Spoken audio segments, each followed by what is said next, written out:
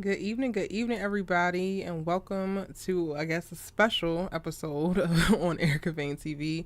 The first of what I think is going to be a few conversations discussing men in media, and I am joined by a lovely crop of dope men folk that I'm excited and proud to be in community with, who agreed to use their Friday night to talk all things men, tropes, some a little emasculation in media, men and women in relationships, and then some with me. I have Antonio. I have the Lawrence Report. Lou is back after he has abandoned me. uh, and Wow. Trey, and maybe joined by a few others in a few. How y'all feeling tonight? It's Friday. Feeling Can't good, feeling complain. Wait, good. why can't I hear now? Hold on. Why is it trying to play me? I know y'all talking, but I can't hear. Oh, my bad. Hold on. Wrong headphones was plugged in. I'm sorry. Repeat it. I'm so sorry. How y'all feeling? Feeling Yes, good, feeling good. good. Thanks for having us. Thank y'all for agreeing to come on. And I'm not even gonna lie. I'm very nervous. When it comes down to trying to have these conversations, they get a bit interesting, but I am looking forward to doing them with y'all, as I said. So, I don't even know where I want to begin. When I first hit you up, actually, everybody, whoever wants to answer first, you can. But when I first hit you up, what was in your mind? I was like, okay, this is dope. I was like, she's basically trying to assemble some men of her channel, to get their take on a couple things that's going on with these shows and just men in general. I was like, yeah, this would be dope. I'm down for it. Okay. Anybody else? I'm like, I thought you was going to do something. I'm like, oh man, do I gotta fly somewhere? Where I gotta fly to? Who we got a problem with, man? I'm like, oh snap, what's going on? What's going on here? What's going on here? But I love that, Lou. I nah, I love think that it's a you good. on the ready. I was. It's the summer too. I got time now. I Listen, got time. I love that. But no, it's pretty. This is pretty dope idea. Making the fellas involved. So it's good to be back in the mix of things. So thank you. No, I thought it was a good idea, just getting our perspective and stuff, because I know sometimes it's, you know, we give our perspectives, but sometimes it's like, oh, well, do they usually, want to talk about it and stuff? So it's a good space. So like I said, I'm happy to be here and, give my 2 cents of everything. It's cool just to have more men all at one time. Wait, one more time, Antonio?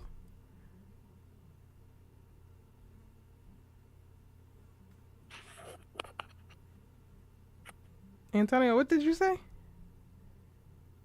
It's cool just to have more men on the platform at one time. Ah, yeah, because you be fighting for your life sometimes. You come in and it'd be like you and Kofi most recently. Um, okay.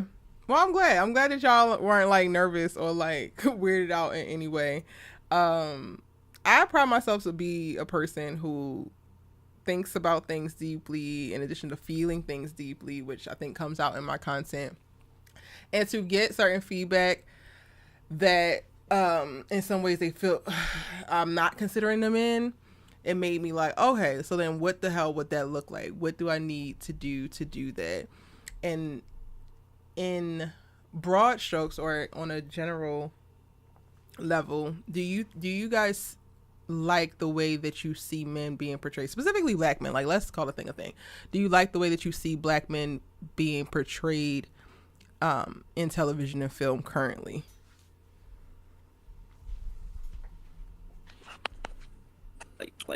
Like present day or like just overall. Like Present day.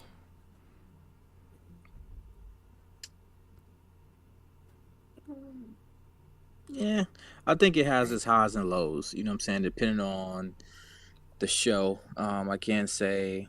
I mean, this is just my opinion personally. I feel like we have been, as black men, have been portrayed a little bit more better, but I still think it's a lot way. We still got more ways to go as well. I What do would you? agree with that. I would say, at least it depends on like, I would say it depends on like the genre or who's leading the show. If I feel like sometimes like we can still be the token black guy, you know what I mean? So when you guys think about the ways that there is to go, what does that look like? What does fill in the gap look like, and what do y'all need to see? Like I'm gonna give you a good example right quick, and I'm pretty sure like I said, everybody and their mama is talking about this right. And I feel like with this guy right here who I'm about to mention, I feel like he always do us brothers wrong for some reason. Yeah, I know a lot of people talk about the sisters, but I feel like he be doing the brothers wrong. Talking about y'all boy Tyler Perry, right? I feel like Oh man. movie, Whew. I feel like every movie when it comes to a black male, right? The black male is always like a low down, dirty dog. You know what I'm saying? Like a sorry, no good man. You know what I'm saying? Stuff for like a Jazzman's Blues. That was different. He did real good in that. But I just feel like, for example, with him, I just feel like the way he portrayed the black man is just like we just always like bad dudes. Like there's no good black men out here. You know what I'm saying? Is all the men of the Menfolk Council, the Vain Menfolk Council? I gotta come up with a name for y'all. Like that's Are a y'all little all in wild. agreement about that being? One thousand Um, percent. I would, I mean, I would say to the time there is at least in her. I haven't watched his like his recent work, but in like a lot of his older work, there was always like a opposite male counterpart to kind of balance it out. Like Hmm. there would be like the dude treating the girl wrong, and then there would be like the other dude who was trying to get with her and treat her right. Yeah.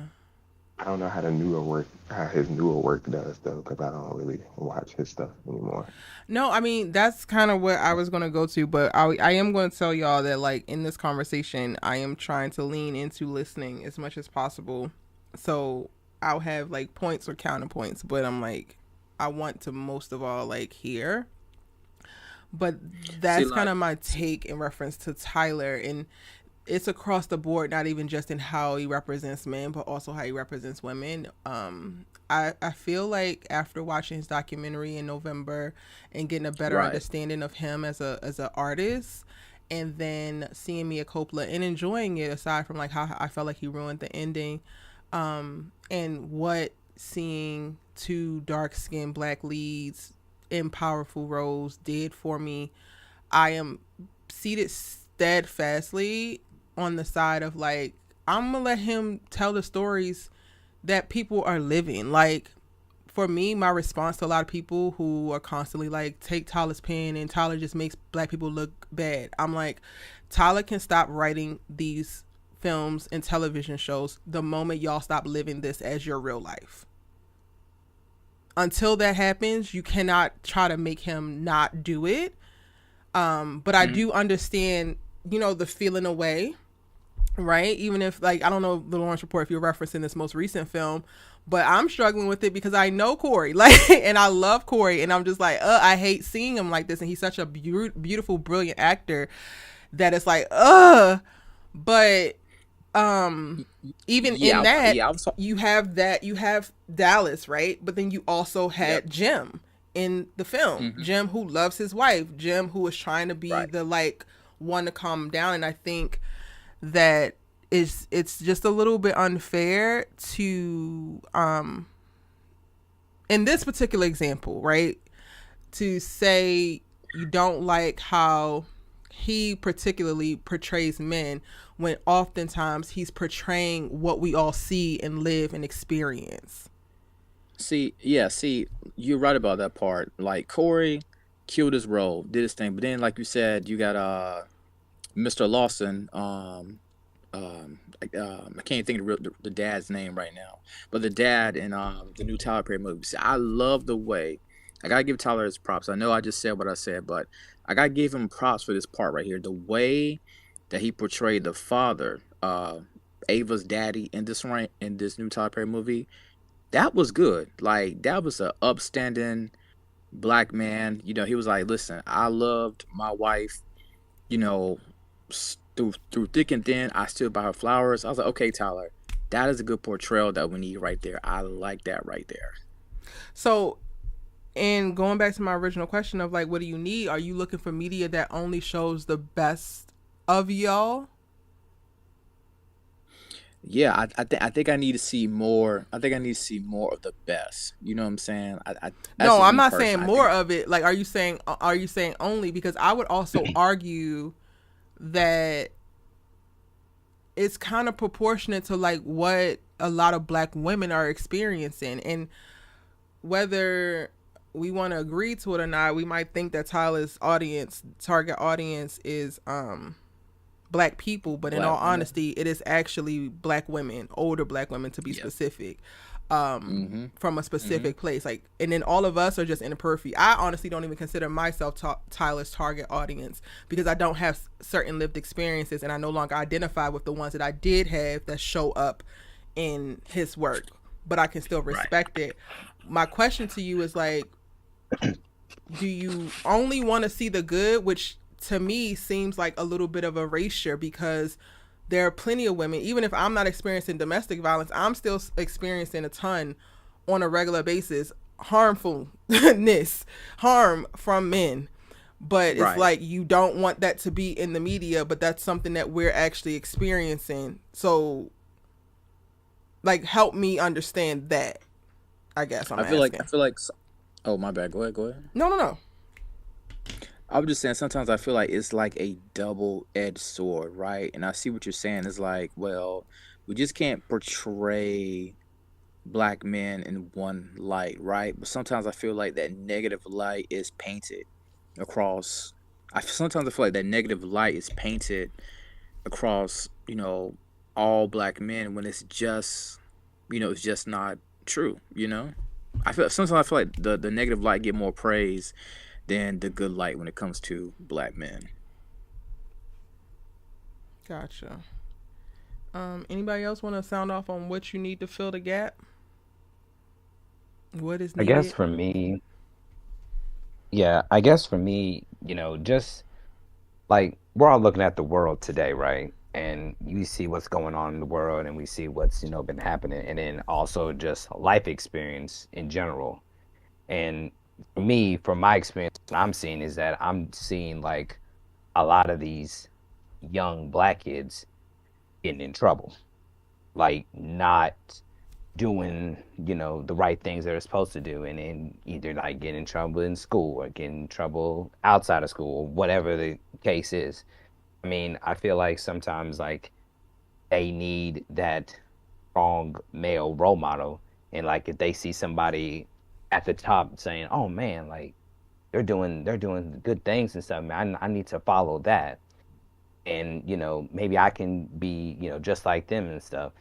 I think that for like some films I would want to see more of that, just seeing the strong black men like, man, you know what, this such and such is, look how he portrayed him, and look how he turned his life around, or how he just influenced, not even just like black kids, just other people in general, like outside of everybody else, just like impacting the world in general, like even if it's at just a small people, they make an impact.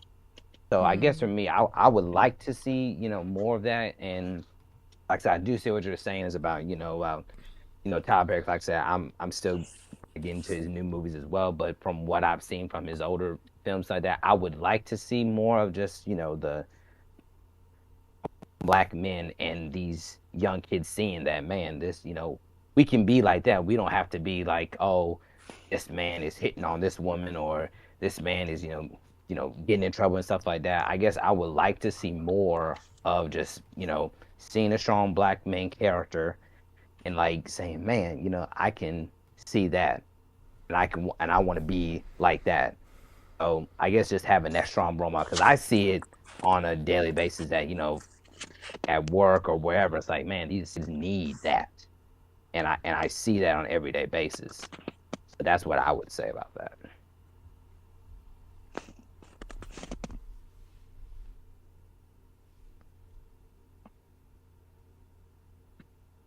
Lou, Antonio, y'all want to add what y'all need to see to fill the gap? Uh, Oh well, Antonio, mean, you didn't say it was a cap, huh?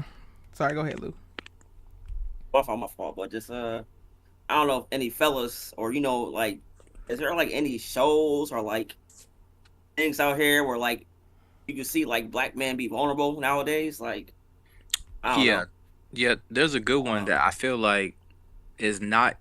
Well, I don't feel like this one has. I don't feel like the show I'm about to name has enough promo. But I actually been watching the show from day one, and I recommend all the brothers, if y'all ain't watched this is definitely a show for us. I'm talking about Johnson on Bounce. It is so good. Check it out if y'all can. Interesting. How much Johnson? Yo, send that to the group. Okay, I'm gonna check that out. Okay, I will. I mean, I'm glad to say that. No, go ahead, Lou. Sorry. Go ahead. I'm go. No, what are you about to say? Go. All right. Well, I only say that the vulnerability piece. I feel like that's important. Like, especially this day and age. Like, I know the person before me, it was talking about black men, black role models and stuff like that, and our youth. How I mean, unfortunately, it's not enough. Granted, there's some black men doing stuff out here, but like I said, it gets overshadowed by people things people see on TV, like, oh, black man doing wrong, or black man not being a good father, and it's like, shouldn't be one bad apple, it shouldn't spoil every person's perception of a black man, like, or if you turn on to like VH1, you see like people like Bobby Light, I got no problem with Bobby Light though, but it's not an example. You like, he'd be vulnerable, people think that's cool, and oh yeah, he could be ratchet and stuff like that. People think that's the norm, but you see that from a regular black man just speaking of what he feels, it's deemed as weak, or it's not as entertaining per se as if looking at a Bobby Light, for example, or something like that. So I don't know, but I'm gonna watch that show that you mentioned and get a more feel about it though. But like I said, I just want to see more shows and stuff where a black man can be vulnerable. Yeah. I mean, the last person like black of our stature, was like Obama, and that's almost like what, 8 years ago, what, 2012, the last time his second term ended. But it's like, or whenever, but it's like, no, 2016, but it's like, I don't know, I want to see more of that, like I want to see more areas where black men can feel comfortable and not be ridiculed as weak, or not be deemed as a sucker, stuff like that. I just want to see more stuff like that being broadcasted, Mm-hmm. Or even, no offense, and I'm gonna let the next person go. Like, we see things like Dwayne Wade's child. I'm not sure if you know Dwayne Wade. I'm pretty sure you do. Okay, where we going with this? I got no issue. I got no issues with that though. But I'm just saying, that stuff like that's going on, and that's deemed as like not some type of heroism, or some type of hey, I don't know how to put it. I want to be very careful. Let's put a pin in that one, and we're gonna save that one for a part coming down the line. All right, bet. I don't know if I'm ready for that one. No, but I thank you for that. Antonio, did you have anything you wanted to add before I circle back to some points? It's like low. I'm sorry. I guess I would say I would want to see like more like a variety of types of black men. I feel like a lot of times in shows they try to like kill two birds with one stone. You know what I mean? Like they try to have multiple traits on one character that could be spread across to multiple characters. You got an example?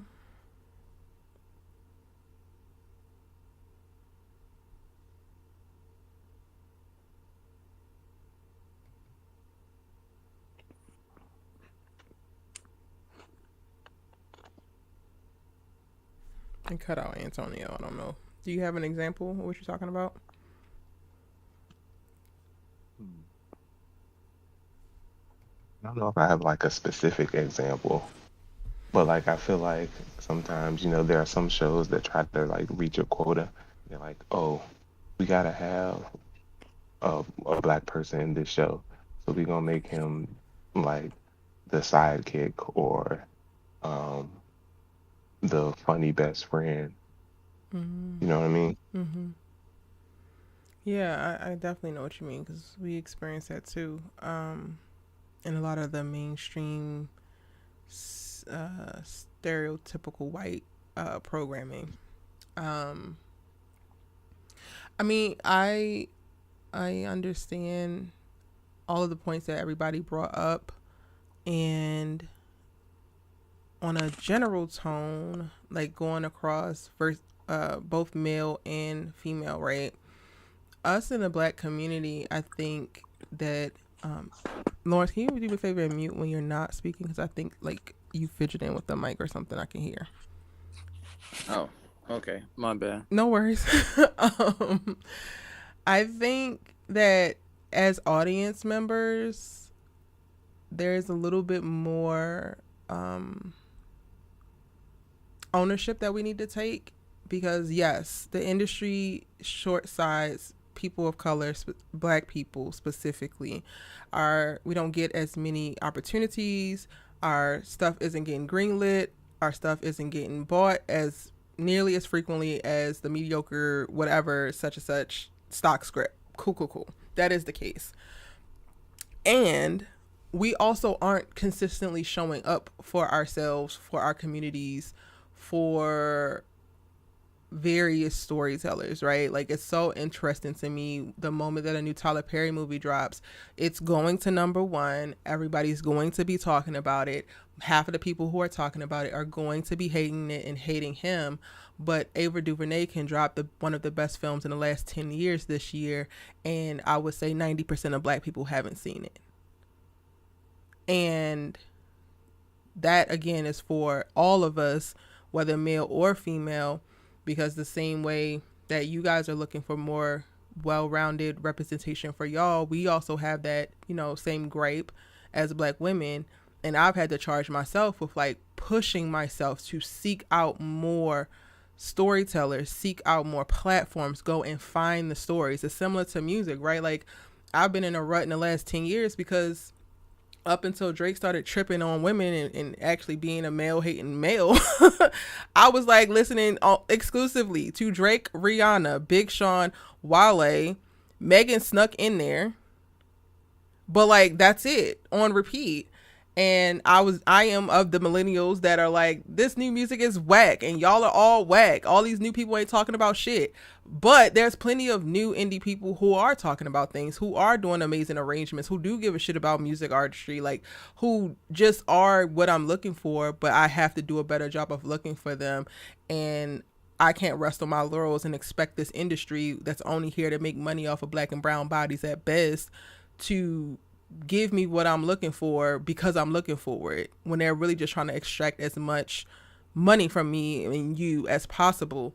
So I again would charge you guys as men, specifically black men, to look for more representations of y'all, because it might not be in the most widely marketed new black show, but I would argue that there's tons of nuanced takes on black men being written by women.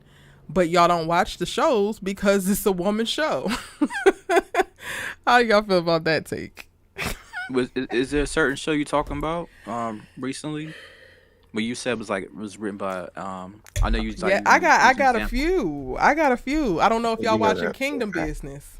Because there are plenty of shows you try to Like you asked me to watch that, I would have never watched. Yeah, Like Queenie being one of it. yeah. I I really don't watch any of the BET Plus shows. Like I heard about Kingdom Business, but I never When like I tell watched. you Taj, I actually watched Kingdom Business. Taj is just that man. Bless his heart.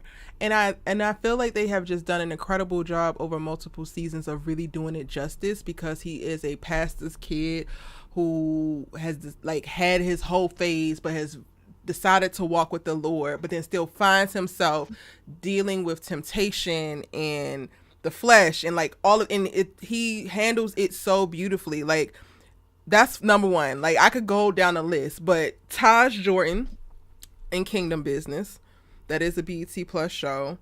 Right. I watch so much, y'all, so I'm not drawing a blank now because I can't stand on what I'm saying. I'm really trying to go through my mental Rolodex and like just point out all the men that I just love so bad. Hmm. Erica, if I could say something real quick, Yeah. because there was something you said about portraying men, and it got me an idea that I had in my mind, so I wanted to say before I forget it. Um, so when we talked about how men are portrayed in movies and TV shows and stuff, I think also in just the world in general, and I'm gonna give an example. Um, I guess some of the fellas in here probably know who Jaylen Brown is. Like NBA player, he played for the Celtics. He was just the Eastern Conference Finals MVP. He just won his first NBA championship, and he was the Finals MVP for that.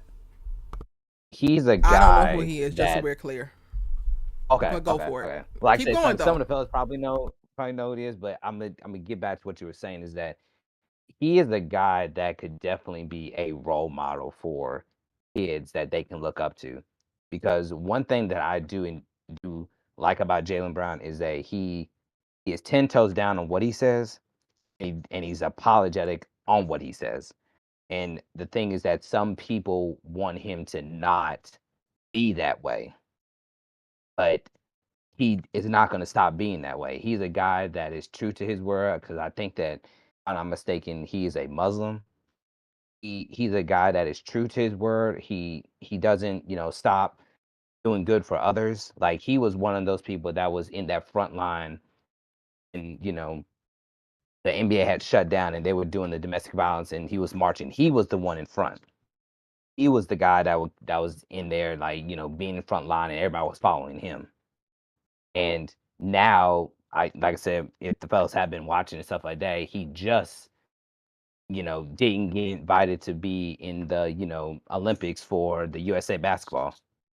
And maybe because that, he's portrayed as, man, he's a guy that doesn't, you know we need to change him because he's not doing what we tell him to do. But he's the guy that, no, I'm not going to stop doing I'm not stop being me. And that's what I think, that from perspective of males, that in the movie industry, the TV industry, whatever, is that we need those kind of male figures that, like, I'm who I am. I'm 10 toes down on who I am. I'm not going to change from what I'm doing because somebody says, oh, you have to change. He said, no. Like, he might not have as many endorsements as maybe like a LeBron James or Michael Jordan or any of those, but he's a guy that people don't recognize of what he does outside of the world, but also what he does on the court, his job, and what he does off the court. So I just had to bring that up because that was something that you talk about how men are being portrayed and stuff like that. He's portrayed as a guy that doesn't get the spotlight, whatever, but he does his job. People don't see what he's doing. So I just had to throw that out there. But you go ahead and go on what you were saying. Gotcha. Can I piggyback off you, sir? Yeah. Oh, go ahead. So you spoke about Jaylen Brown, man. I got this player also might be familiar to you. Does Kyrie Irving ring a bell? Oh Lord. Yes, he does. Jesus. I'm just saying, man. You about to be the damn wild card that keep dragging us to the outskirts of like. I'm just saying. I know exactly where the hell you going. God damn it. Wait, he might be going somewhere. over Mike, go making a somewhere. Go ahead. decision Let about him a cook. vaccine. About I get it, New York State. I live in New York State too. I got the vaccine. Hey, that's to each his own. But I'm pretty sure there's other non-blacks that didn't get the vaccine and not as ridiculed. Let alone like Kyrie. Not only he refused to get, okay, that's his decision though, but he also gave a salary away to WNBA women that stood up for during the Black Lives Matter era and stuff like that. He gave, I want to say, $1 million, or he gave away some of his salary, actually 1.5 million, to help out WNBA players who chose not to play due to health concerns or social justice reasons. Like, some people don't know that Kyrie did that. He also did things for minority businesses. He had a consulting firm for minority owned businesses. Small things, but he got ridiculed was for he didn't play, was being selfish, because he made a decision for his own well being, and meanwhile he was doing things behind the scenes, or even paid for the one guy's funeral. I forgot. I think the kid Tamir or something like that. I forgot the guy's name. He got killed by police brutality or something like that. Maybe someone might remember the name. Yeah. They don't know that he also helped out with payments and services. I mean, yeah, just because he's an NBA player, he's rich. That doesn't mean like he has to do all these things though. But only thing we hype him about is, hey, he didn't take the vaccine. All right, what the hell, man? So what, man? I mean, that's not the only reason why people on his ass. It's other things too, though, man. I hear you. It's other things too, though. I love Kyrie, but also Kyrie very much so gives sometimes, not maybe to the fullest, but sometimes he gives Kanye of the NBA, and it's just like, Kyrie, please, now, please. But you're right. I don't want to bring this up, Luke. I want you to keep going, but again, this man said that the world Don't repeat it. Don't repeat it. Don't repeat it. Don't worry. This is not about that. And that's real life. We're talking about in media in reference to narrative, y'all. All we can talk about is the stuff that we actually get to like write out. Before it gets shown, there's a little bit of oversight or something. Now, what these people is doing in real life. I do see what you're saying, Lou. Like, I do see what you're saying, Lou. I just want to say that I do see what you're saying, what you're coming with. So I do want to tell you that. I understand what he's saying too. I think, and I didn't want to go like I'm trying to control, like not control the conversation, but like keep everything organized. But I have felt led to like, okay, I hear y'all about honoring black men who don't necessarily get the shine they deserve. But that just pulls me into the conversation, or at least the conversation starter of like, well, are y'all actually uplifting the men that you feel like should be uplifted? Because I don't know who the hell Jaylen Brown is, but I do know who Russell Wilson is. And the way that man is ridiculed by black men specifically disgusts me. I don't understand it for the life of me. And he's only ridiculed because he is a stand-up black man who loves his damn woman and his family that he's built. Me personally, I'm a fan of Russell Wilson. I love how he publicly loves his woman out there. You know what I'm saying? Like, he even raising a son is not his. So I don't have no problem with Russell. I think we actually need more brothers, more men that are similar to Russell. Like I said, he puts his love out there for Sierra. I ain't got no problem with that. He is a good dude in my eyes. I'm a fan of Russell Wilson. But you do know that there's like an overwhelming narrative specifically coming from black men ridiculing this man constantly. Yeah, and there are a few men who call Russell a simp, which is crazy to me because it's like, if you come from a loving home, like I come from a 2-parent household, and even going back to my great grandfathers, he always treated my grandma with the utmost respect. He always loved her out loud. The same way with my dad, he always loved his wife out loud. So there is a certain segment of the population of black men that just find Russell Wilson, unfortunately, to be corny. But I'm one of those guys who I don't think it's corny. I don't think it's corny to send flowers to your wife at work, or open up a door, or book a vacation without her having to ask. You know what I'm saying? Stuff like that. But, I mean, if you look more into the Russell Wilson though, as a NFL player, he also by other former teammates that he played with, he rubbed them the wrong way. You know what I'm saying? Like he might have thought he was like, no, he preaches himself as being in good relationship with God. He preaches that.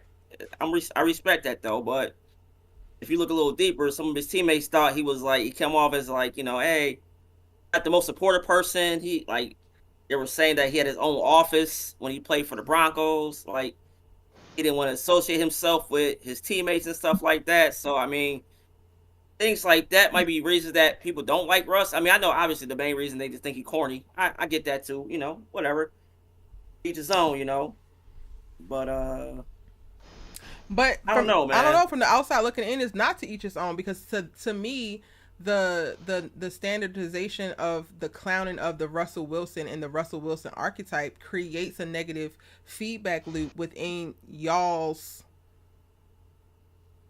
subset of blackness that deters young men from wanting to be like it, to not be ridiculed in the same way, which means you're pushing young black men from pursuing families and fatherhood, faith, and all of that. And honestly, Lou, like I don't watch football, so I don't know the specifics as it pertains to that.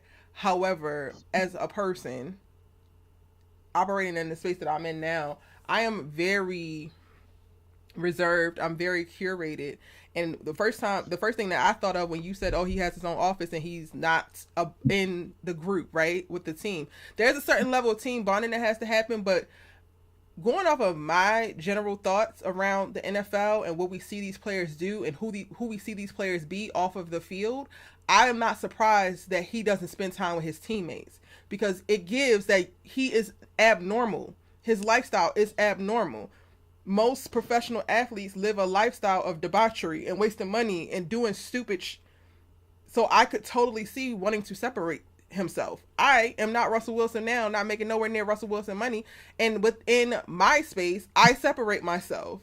I don't go around certain people. I don't go certain places. Y'all, you would have never caught me at a Diddy party. Like that's just not the case. And I think that there has to be a real conversation around that, and it has to be an audit for y'all at least of like why you're actually cultivating hate and disdain for somebody, and is it really warranted? Oh, I'm mad because he ain't kicking it with me. I'm mad because he's separating himself from me. But if anybody asks, why would he need to separate himself from me? Why would he need to separate himself from us? Yeah, like Russell would definitely have to separate himself from the crowd. I'm just gonna use this for an example. If his boys are going out to the club after the game, or they're going to a strip club after the game, Russ is like, yeah, y'all, I can't do that. I got Bible study in the morning, and plus I'm married, so that ain't gonna work for me. But if y'all just trying to go get some chicken wings, I'm down with y'all. If I can give just another example, so, and I do want to say this, I wasn't trying to like pull the conversation away from what you're going, Erica. I just want to throw that example out, but you see right here, that's all I wanted to throw it out. But I will say this is that an example of like, when you talk about Russell, like, yeah, he separates himself from, teammates and people and stuff like that. And, that could be a good or bad thing depending on how you, look at it. But I will say, with another athlete, Kobe Bryant, rest in peace, Kobe Bryant, is that, and like I said, some of these guys probably know this too, is that his team, there was a time that it was a USA basketball. Yeah. It was 2008. Because I saw the documentary. I don't know if y'all saw the documentary or not, but it was the Redeem Team. Yep. There was a documentary about when Kobe Bryant came in there. So this is how Kobe works. His teammates either went out to eat or went out partying or whatever they did. You know what Kobe Bryant was doing? He was in the gym, working his tail off, and then when morning time came, 6 a.m., 5 a.m., he's out of the bed already doing warm-ups. And he's built differently than his teammates are. And you know what his teammates did? Oh, man, Kobe's up there doing 5 a.m. workouts. I need to get my butt up there and do some 5 a.m. workouts too. I mean, that's how he operates. Like, that's how Kobe does. And sometimes with like something like with Russell, like sometimes people can gather towards that, and some people might separate and say, no, I'm not doing that. But everybody's built differently. Kobe was built differently. He wasn't not like these young kids probably just sit in bed, just play video games and don't go to work. This brother goes to work 5 a.m. workout, comes in next morning 12 o'clock, another workout, 6 p.m. workout, another workout. Like he's going. And some of these players don't, and they don't like kind of realize that. But like I said, it's separating from other people. And it has to happen to be great. And honestly, like as we're talking about this, what's coming up for me is like, okay, so then what the hell is happening that made y'all accept Kobe, knowing that? Because in addition to Kobe pushing himself, he also pushed his teammates. The Lakers caught hell. They would lose or something would happen, and Kobe would get them niggas hell. He's not playing no games. He's not cutting no cards with y'all ass. Like he is on your ass. There are stories of Kobe being on people's asses. So Lou, you provide an example of Russell having his own office and staying off, and but I ain't heard nothing yet of Russell cussing people out. Kobe was cussing people out, and let me get to the point. I'm like, damn, what made the men accept Kobe in this way, and in all of his quirkiness tied to with his pursuit of greatness, but then Russell, he gets clowned. And the only thing that I'm drawing a clear a clear line to is that Kobe cheated on his wife once. I think it's more the personality. I think it's more the personality thing. You know what I'm saying? Like I think all the men, and even you, Eric. I think well, you probably can. I don't know, but I just know the men in the chat. It seems like we all can agree that Russell's personality is kind of, and like I said, I like Russell, but his personality is it's a little corny. You know what I'm saying? But I can get past. What does that mean? I don't know what that means, and I want you to continue, so don't lose your thought. But for me, I tell myself, my husband is a corny nigga who knows himself. Like he's okay with whatever quirks and weirdness that comes with him. But he is 100% secure in whoever the hell he is, and he's not going to be swayed by his friends, by his homeboys, by society, by whoever. So I actually am seeking a corny ass nigga. So what the hell does corny mean in reference to it being a detractor for y'all? And well, hold on to that. But then also, and that brings me to another word that y'all love to use. Y'all love to use the word simp. I hate the word. I've banned the word from the channel, but since this is the MENFOLK video, we gonna allow y'all to use it however you deem fit. But I hate that word because it doesn't tell me shit. I think that men need to do a better job of using more words to say whatever the hell it is that you're trying to say, because you're saying simp, but it's just giving, you're a man who loves your woman.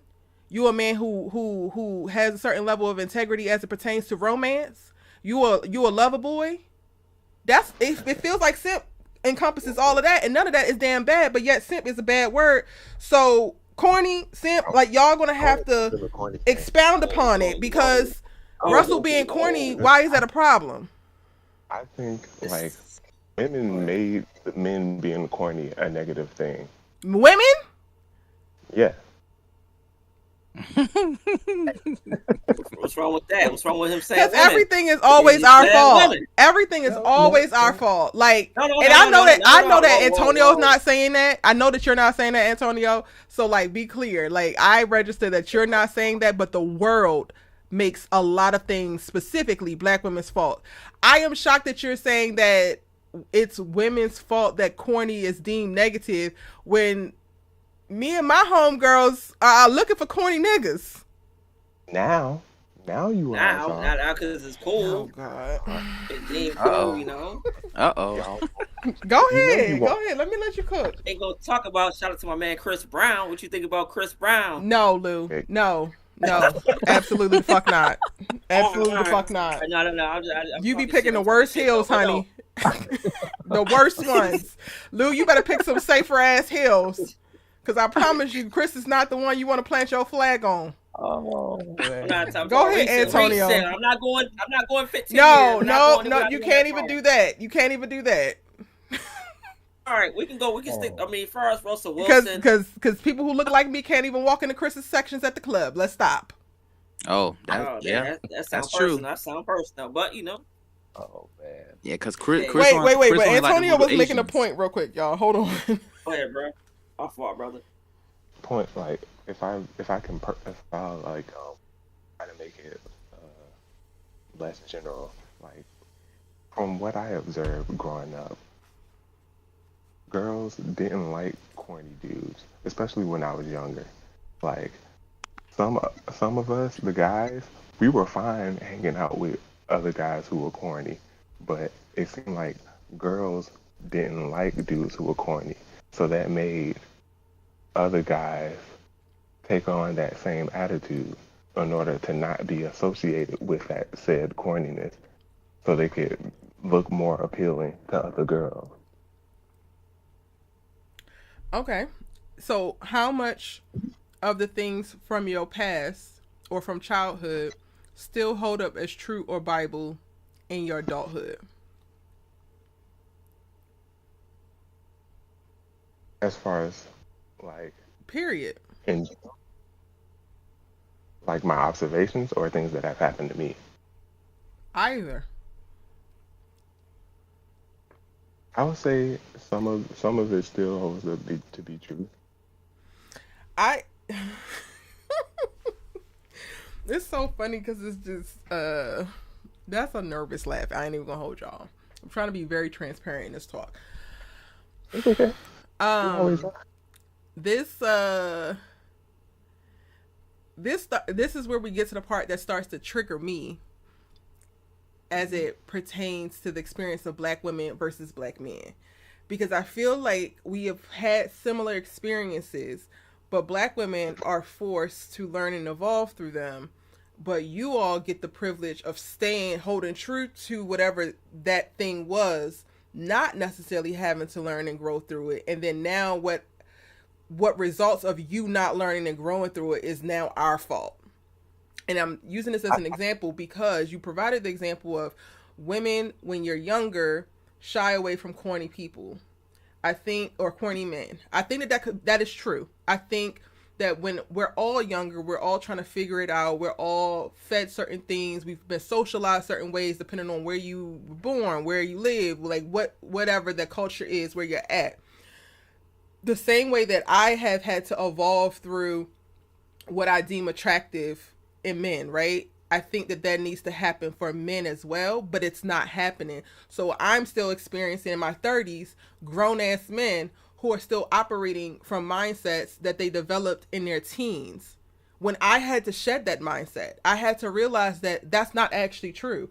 I had to like make peace with projections and trauma put on me as a lanky little dark skinned girl with no boobs and no butt as I was growing up, because nobody wanted the girl with no body who was late to puberty but also was super athletic and was a tomboy. You get what I'm saying? Like, I don't get to cling to that particular personality or that particular experience in my 30s and then use that as a shield to behave poorly. Well, the only reason I brought that up is because you had asked me why is it that corny is considered to be a bad thing. That's the only reason I brought up But to in the me, past. even with that, it's like, well, we're grown now. So why haven't you learned that that's not the case? Because plenty like of women like myself have learned, like, girl, leave these thugs alone. A lot of Like, a lot of men do know that. The corny men know that. It's the right, other guys that but don't. it's the others that like bully and like disrespect the corny men and continue to have this rhetoric, and then you get to say now that's all our fault when we have already evolved out of it, and like y'all are like, I guess, fighting amongst yourselves over some shit that was never supposed to be Bible because we were all young and just trying to figure it out. Right. But I guess not rebuttal, but my response to that would be, but that happens to pretty much, that happens to most things. So what's the excuse for men to not have to grow?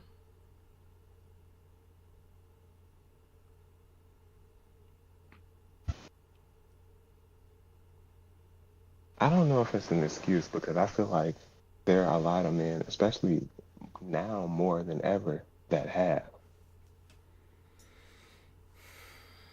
It's just the other people are more vocal and more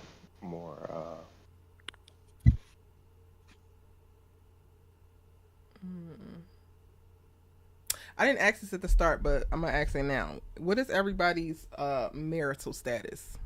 I am single. Single as a Pringle. single.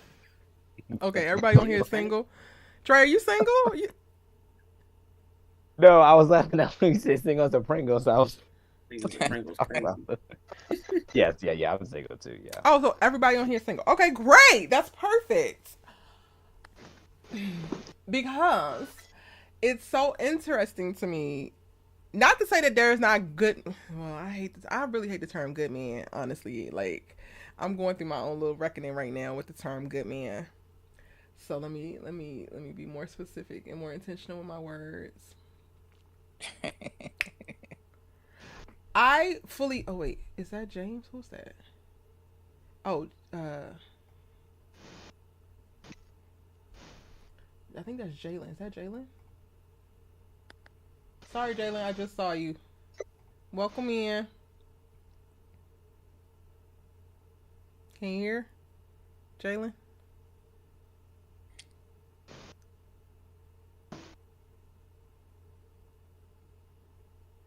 It looked like you unmuted, but I can't hear you. So, hopefully you can hear and you'll be able to jump in. All right. So I know that great men exist. I have faith, and I am still believing that there are quite a few unicorns still available to snatch up. But when it comes to like, there's quite a few men. I'm not gonna say it in a mocking tone because I was about to say it in a mocking tone, and now I'm like having a real conversation right now. There's quite a few men who have grown that you say, Antonio, right? And yet and still, in addition to men suffering at the hands of other men by being ridiculed, there's also women constantly suffering at the hands of men, both physically, mentally, and emotionally. So when you say that there are all these men who are actually growing, I'm kind of at a loss for like, is it as many as you really believe it to be? Because lived experience would say otherwise. I would say yes. I feel like it's like anything. Negativity always is more prominent than the good. That's just how the world works. In what way? Or it seems to be more prominent. Like you don't hear as much about the good things that people in general do. You hear about that less than the negative things that people do in general. And while that can be true, I think that that's very dangerous, specifically as an ideology for black men right now to cling to. Because as a black woman in conversation with y'all, if I was to strip away any of the things that I personally have not experienced, whether physically or digitally, like directly to me, I am telling you that I am experiencing harm on various levels consistently. I will argue daily, but I don't leave my house every day. And I don't check, like I don't tap in online every single day. So that to me is less about, well, only the negative things are being amplified, which that does happen. But I think that there's less of actual accountability and honesty around, no, there's really a disproportionate amount of harm being caused. And we're never going to get it to stop or subside if we keep acting like it's not there.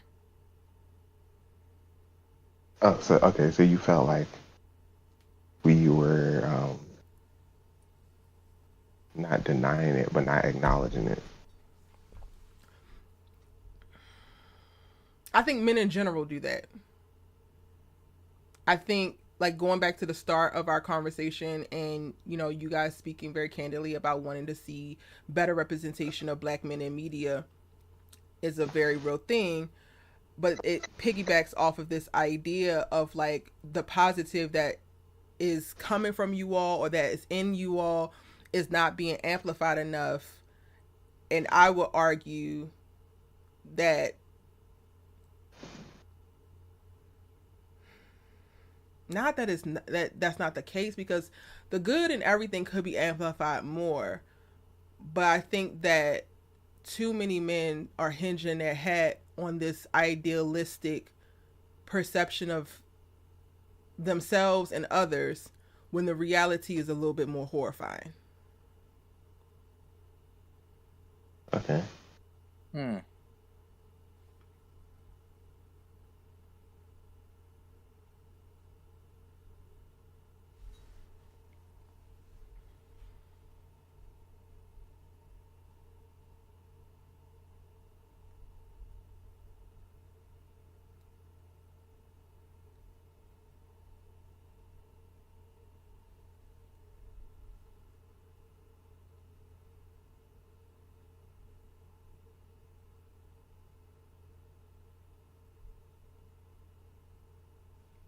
How do y'all feel about that statement? What was the last part? What was the last statement?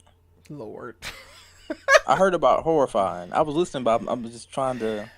I I'm think just that trying to. I think that too many men cling to the perception most of most men are, I guess, good or better than what y'all are depicted. So there is no actual act to address how horrendous the experience can be with men more consistently than y'all think is happening. I do feel like it's a. I feel like I know with my inner circle, right? I feel like it's more like good men that are doing like good things and not, not being strange around women and not, you know, saying bad things or trying to abuse them versus the women. I mean, versus the men that are always trying to take a girl home at the club or put something in her drink or something like that. I feel like there the times are definitely are changing with men in general, and I just feel like it's the more like there are more good men. I feel like in this world, like day by day. I think that's just how I'm feeling. You know what I'm saying? That's just how I'm feeling. But there still are some horrible dudes out here. Don't get it twisted. There's still some bad guys out here. And I would just say is that there, like I said, there's not a lot of good brothers out there, and like I said, there are some.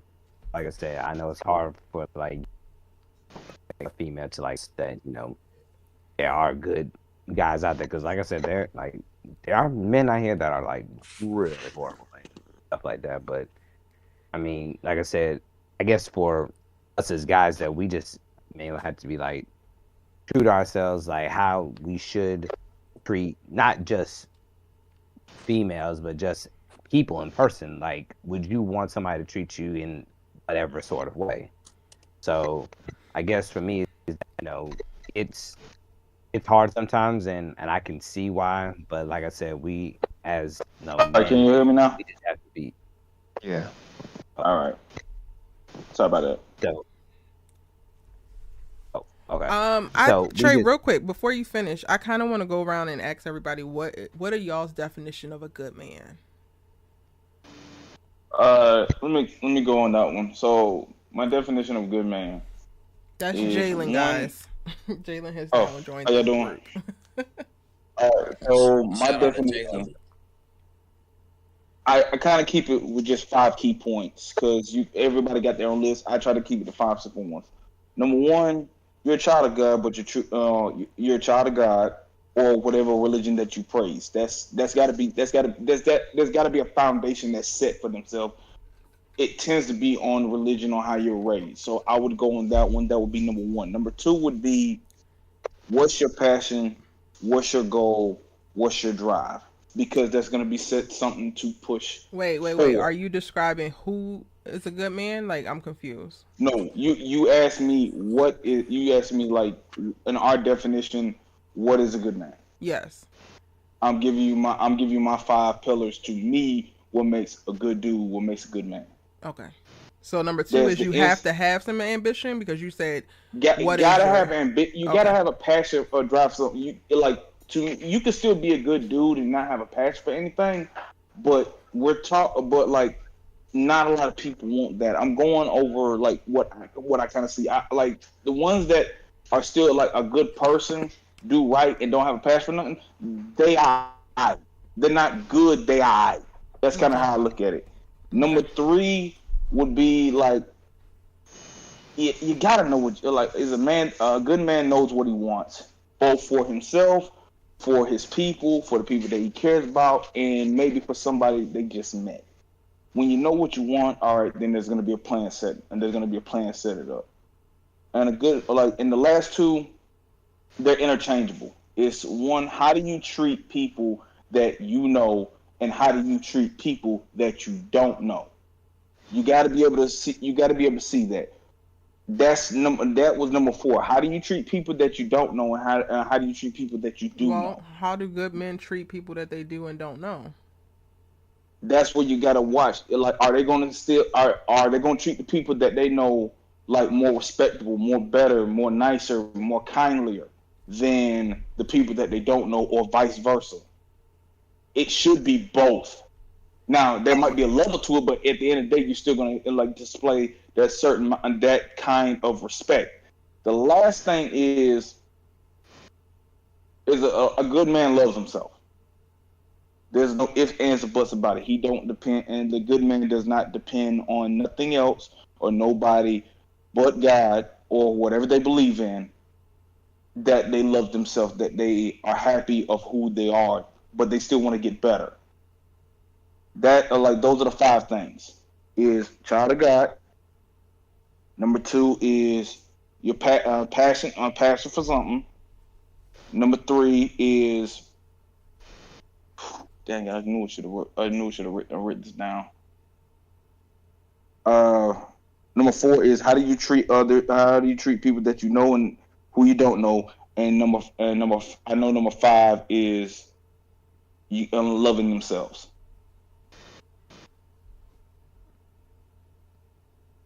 Okay. I think Lou's trying to come in.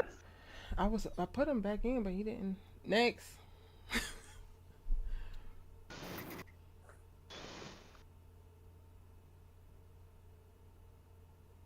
Anybody? Go ahead, Antonio. Okay. I would Oh, you go say ahead. Yeah. um, a man who has good morals and values. You're really low. Can you hear me now? A little bit better, but it's kind of low. And it's staticky. All right, hold on. Come back to me. Okay. Next.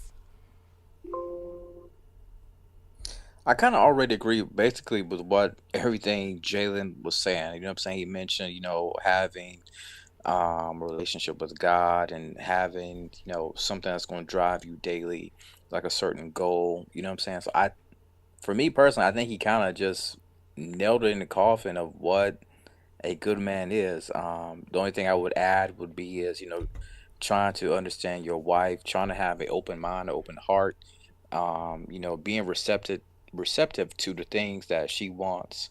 But those are just some things that I think. But like I said, I agree with basically what Jalen pretty much listed.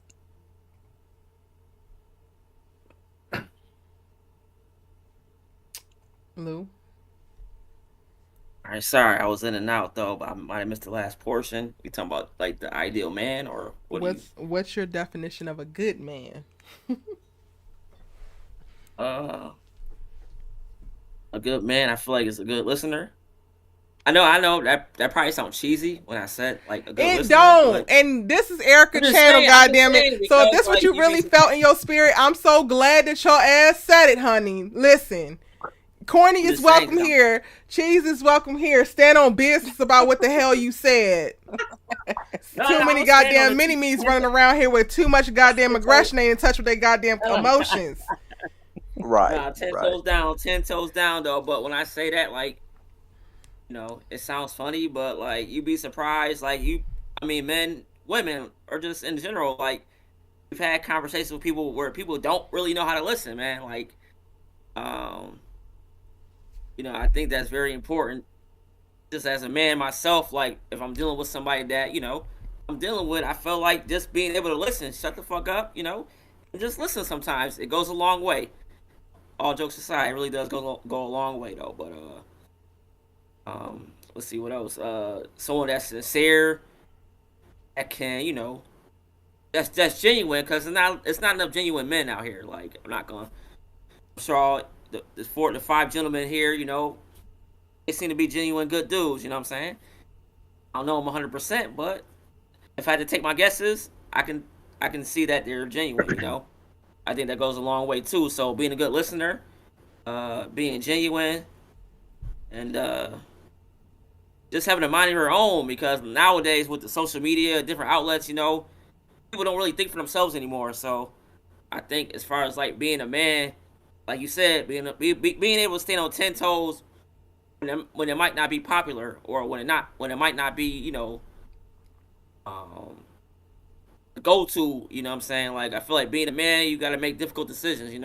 Yeah. You got to make unpopular choices. And I feel like those are just a few good characteristics of what I feel like a good man is, because I don't feel every man has that. Has those characteristics and has that type of personality. And no judgment though, but that's just my 2 cents. That's all. Yeah. Antonio, you straight or you need more time still? Yeah, can you hear me now? Oh yeah, that's great. Okay. So I would say couple things. Having good morals, um, good values, having integrity, um, being malleable and open, um, being able to identify and express your emotions, being able to receive critique without taking offense. Um, what else? Being able to sometimes not lead, and to know when to not lead and know when to lead. And being able to try not to hold everything in, and being able to let stuff go.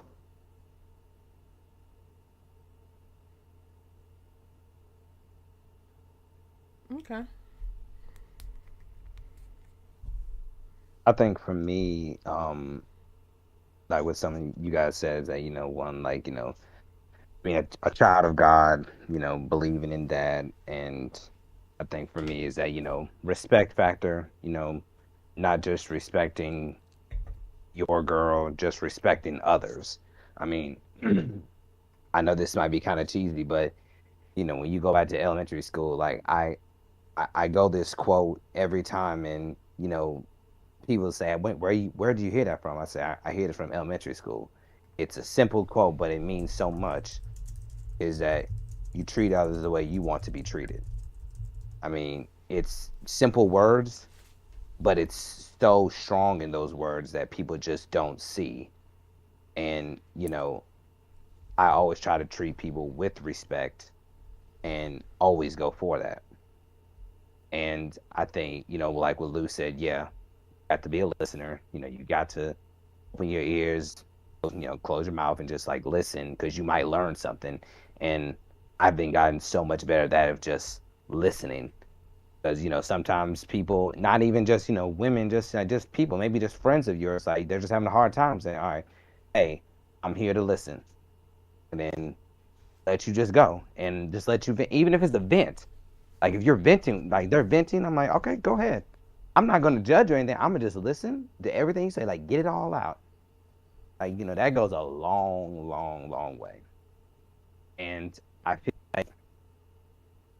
like for me is that a man that goes for what he wants and is goal oriented, like he has a goal in mind of what he wants to do with his life. I have always been a person like that. I've set goals for my life, and I've always set tone towards that. And sometimes it surprised me because I've gone past men in my life is that, maybe my age or older than me, they don't know what they want to do. Like, you know, and for me, I'm like, okay, even if it says, okay, yeah, my goal is I want to work at McDonald's or something like that. Okay, that's fine. I mean, that's fine. If that's what you want to do, if that's your goal and you have something you want to live towards that, go for it. Like, don't be like saying, oh man, that's gonna be judgmental or something like that. No, if that's what you want to do, go for it. I feel like sometimes men just, they don't know what direction they want to go to and they don't have any guidance of where they want to go. And it's like, oh man, well, why isn't, he doing, this, whatever. But I always think that if you are a goal oriented person, you going after your goals, I mean, that is vital because they, again, shows people, it shows, your woman that, hey, listen, I'm going for this and I'm going to, do this because that's my passion. Now, yes, we're in a relationship together. I just want to let you know is that this is what I'm going for. So there's going to be times that, hey, listen, I have to sacrifice because I'm trying to get to where I want to go. And, you standing on 10 toes on that. And like I said, you have a woman that understands that too. That goes a long way as well.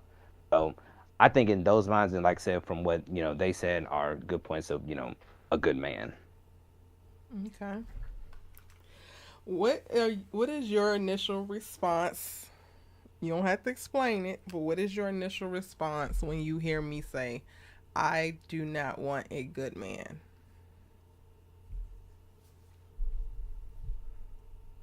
Why not?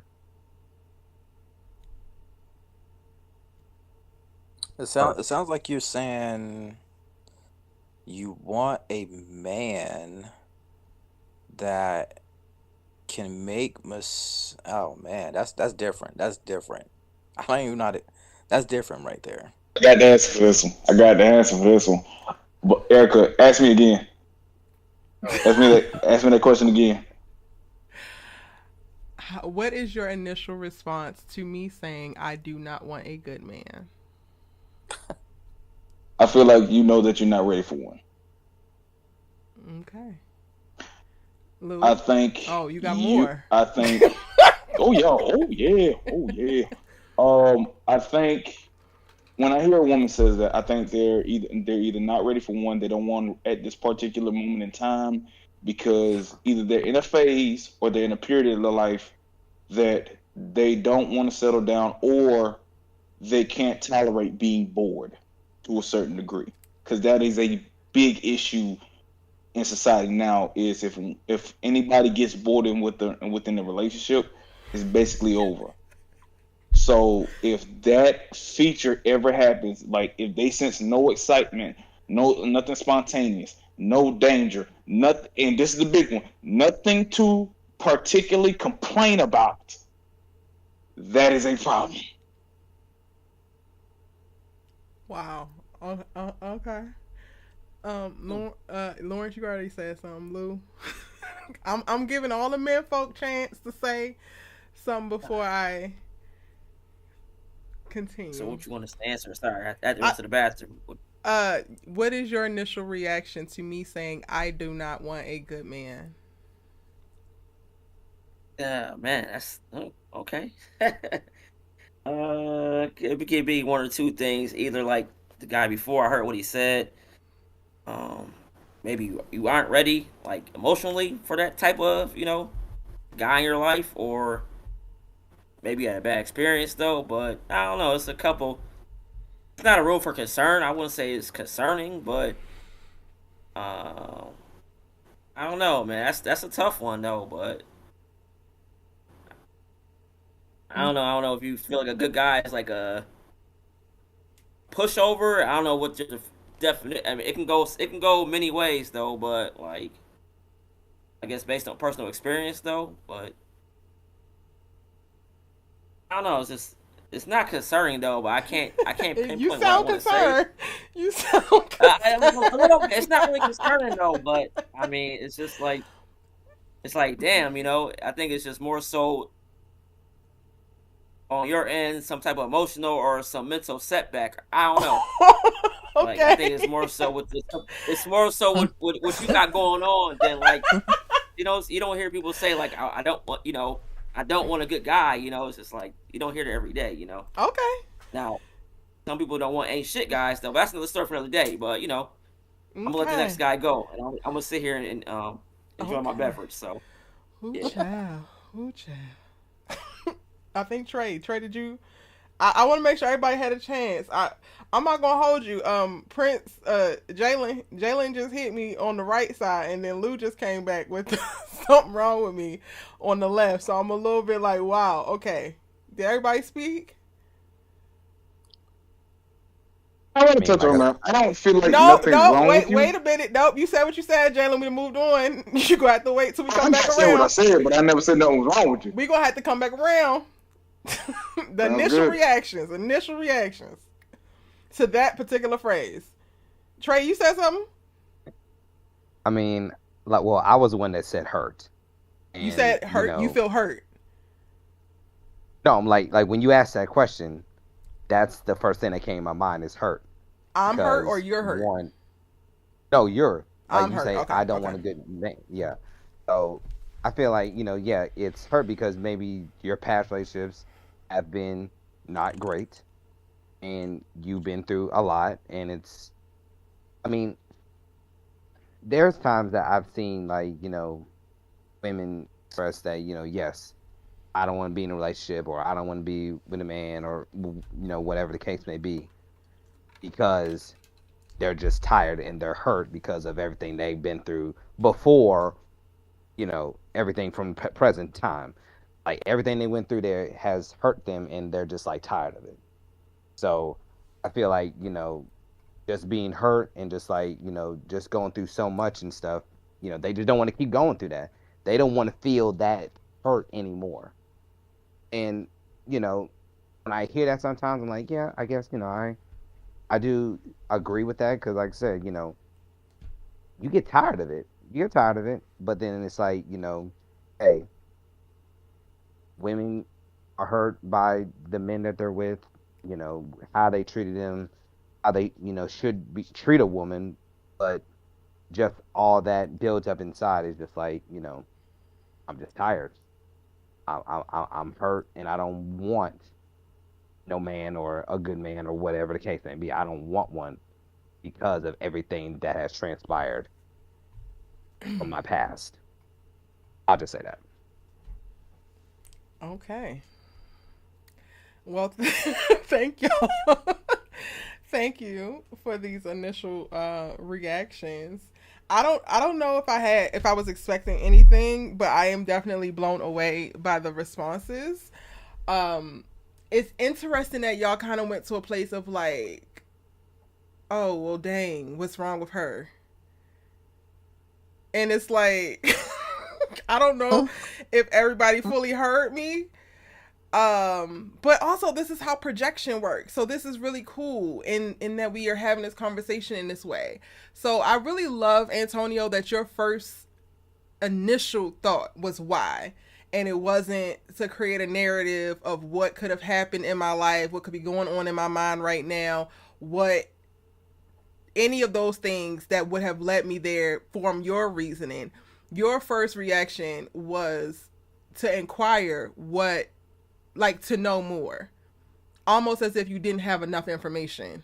Is that an accurate assessment? Because I was like, what does that even mean? Like, I love that. I love that. Like, but I'm not shading any of the rest of you guys, because I appreciate you giving me your very real, honest reaction. Jalen, you really caught me off guard, because it's like a certain level of pedestalization that I think happens with men. And I don't think that y'all are like intending to do it, but it happens because we live in a patriarchal society. So you don't realize when you're putting yourself above other people. And I feel like that was what was being communicated in your take. So you might not be saying that something was wrong with me, but you were very much so saying like, well, girl, something is disconnecting. And to further expound upon that particular statement, I personally do not want a good man.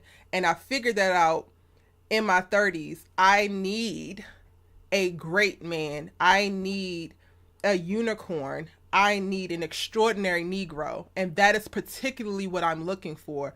Because to you guys' definition, a lot of you guys' definition, a good man could be cool, but he's not enough for me. And going to Jalen's definition specifically, like you described great qualities for a person to have, but a lot of those qualities were devoid of what actually would align and make space for a partner. And one of the things that I struggle with men, specifically with the potential of dating in particular, men in particular, a red flag that is very like high up on my list is a man who's kind of like just checking off boxes. And again, this is for transparent conversation, Jalen. This is not coming at you, so I'm trying my best to word it in a way that you're not offended. So if you do get offended, let me know. But in going off of your definition specifically, that would be a red flag for me, because it's nothing specific that shows me a specific type of woman, a specific person with specific lived experience will fit here.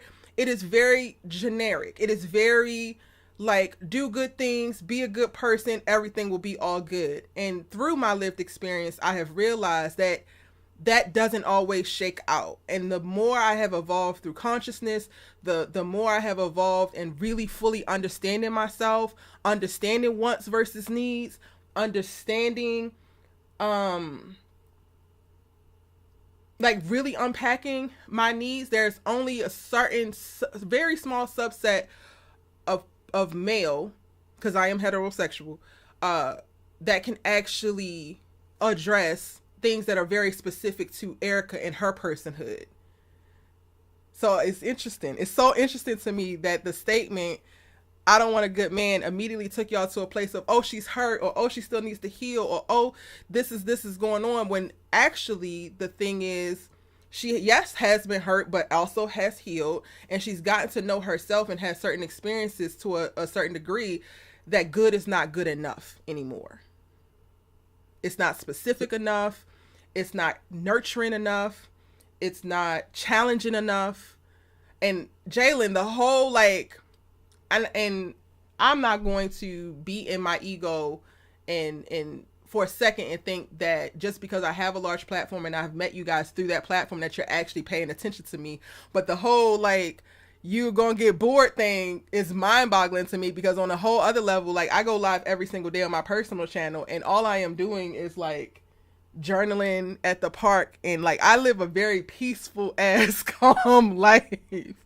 I don't do no mess, I don't do no shenanigans, I don't do no like, it was so funny when you were saying certain things, because I do know that some of those things can ring true to other women, but as for me and my house, yeah.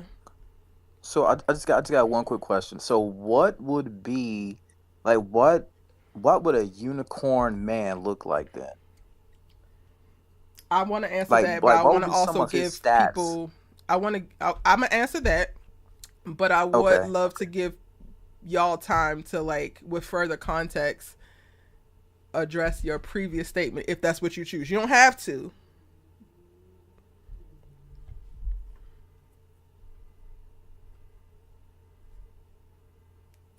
I'll get mine. I really did like this. That was really powerful in what you said, because you said you didn't want a good one, you want a great one, and I really like No, that. I need one. I need one. I need a great one. That's You why need- I can't be in and I- relationship outside of that. I've realized that for myself.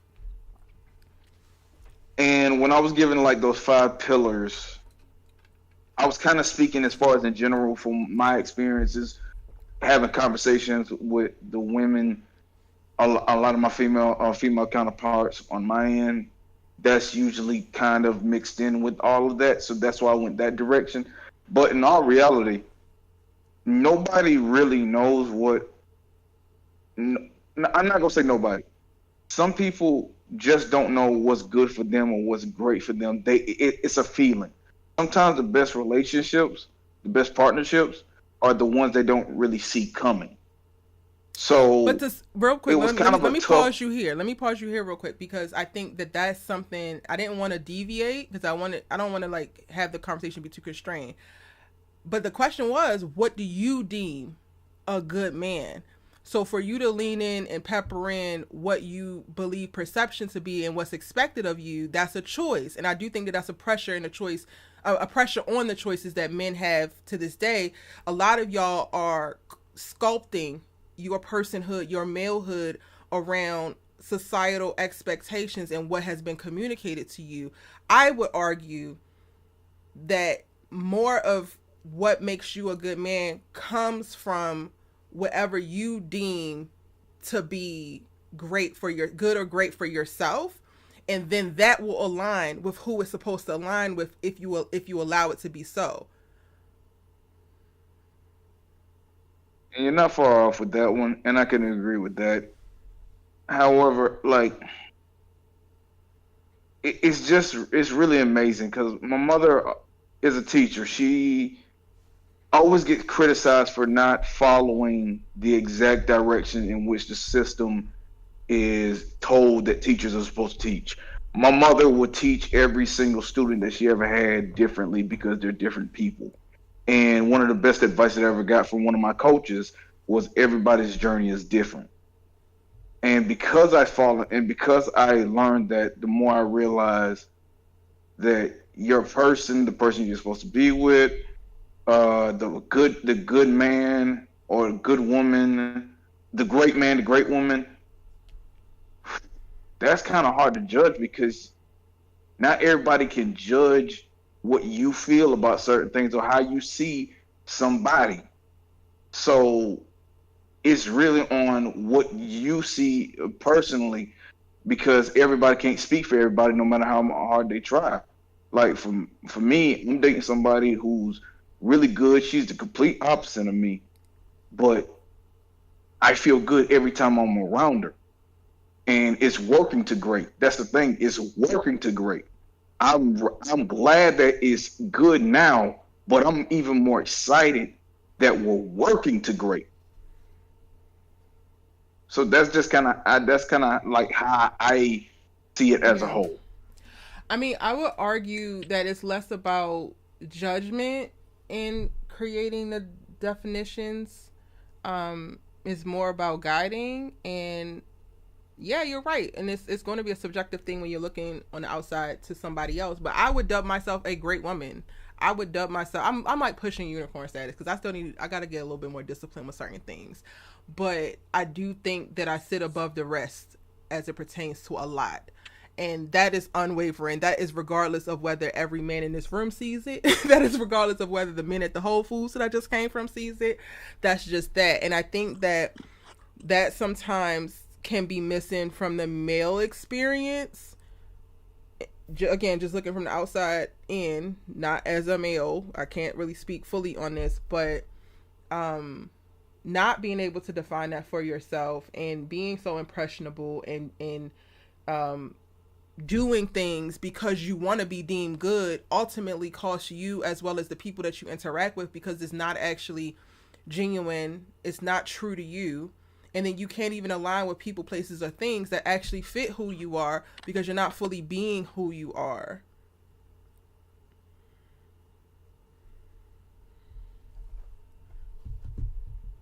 That's just my response to that. Anybody else need to add anything into my I don't want a good man, I want a great man now that you know that, before I double back to Lawrence's question? So with a great man or whatever, I gotta ask this though. It's probably Eddie, I'm just gonna ask it though. But what's women's like thing with height, man? Why does height matter to y'all so much, man? God. Like I'm not talking about that height. I'm talking about the actual. No, I know what you're talking about. Okay. But you also gotta understand that you're asking a 6-foot woman.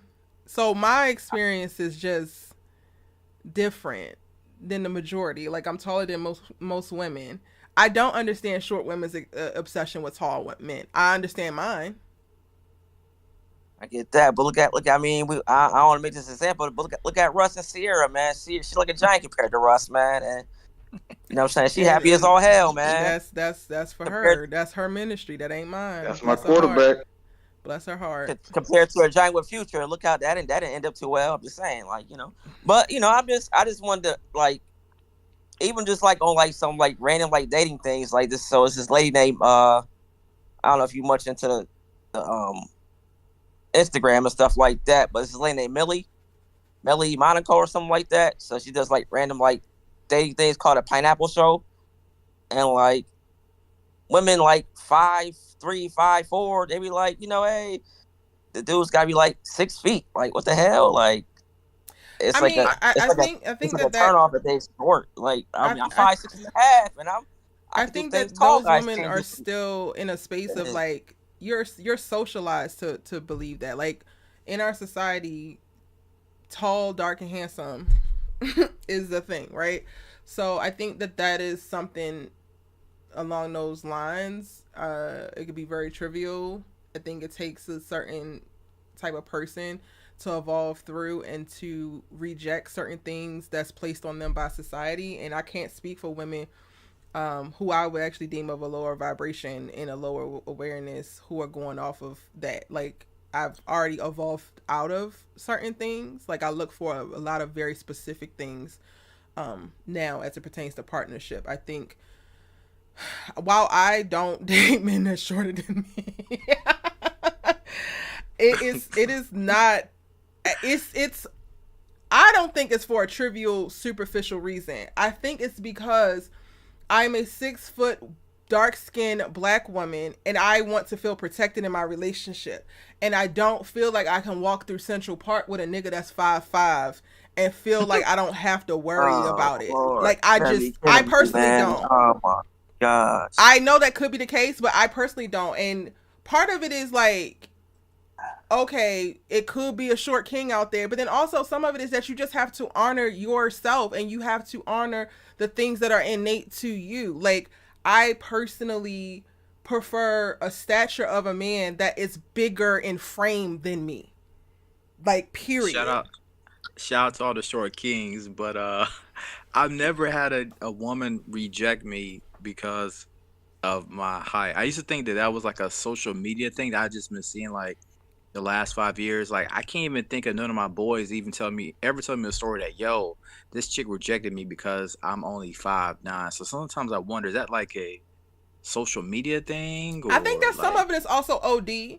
And they're playing it up, because I have dated and like fell in love, like stupidly in love with a nigga who was the same height as me, and I swore I would never, because there are also exceptions, right? Like, I think that that's a very real thing, but you gotta like look at all of it, like, and then my experience specifically with short men that have tried to hit on me, it has never worked because they always objectify me. It is always, I climb trees, like, and it's the most disgusting things that I feel like they say to me that you were never going to even have a chance, because like, it's almost like you fetishize my height because you're short.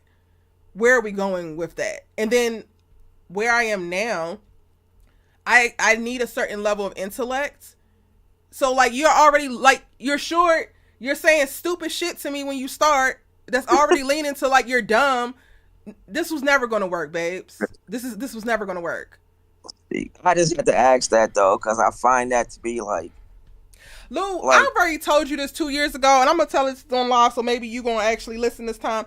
You need to be more selective, and you need to be specific about the woman that you're looking for, and not just right. take the fine women.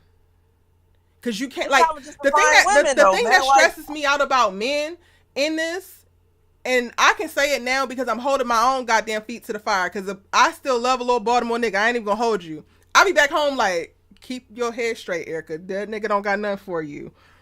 But we also have to at some point come and be accountable to ourselves and our own decisions within our attractions as well.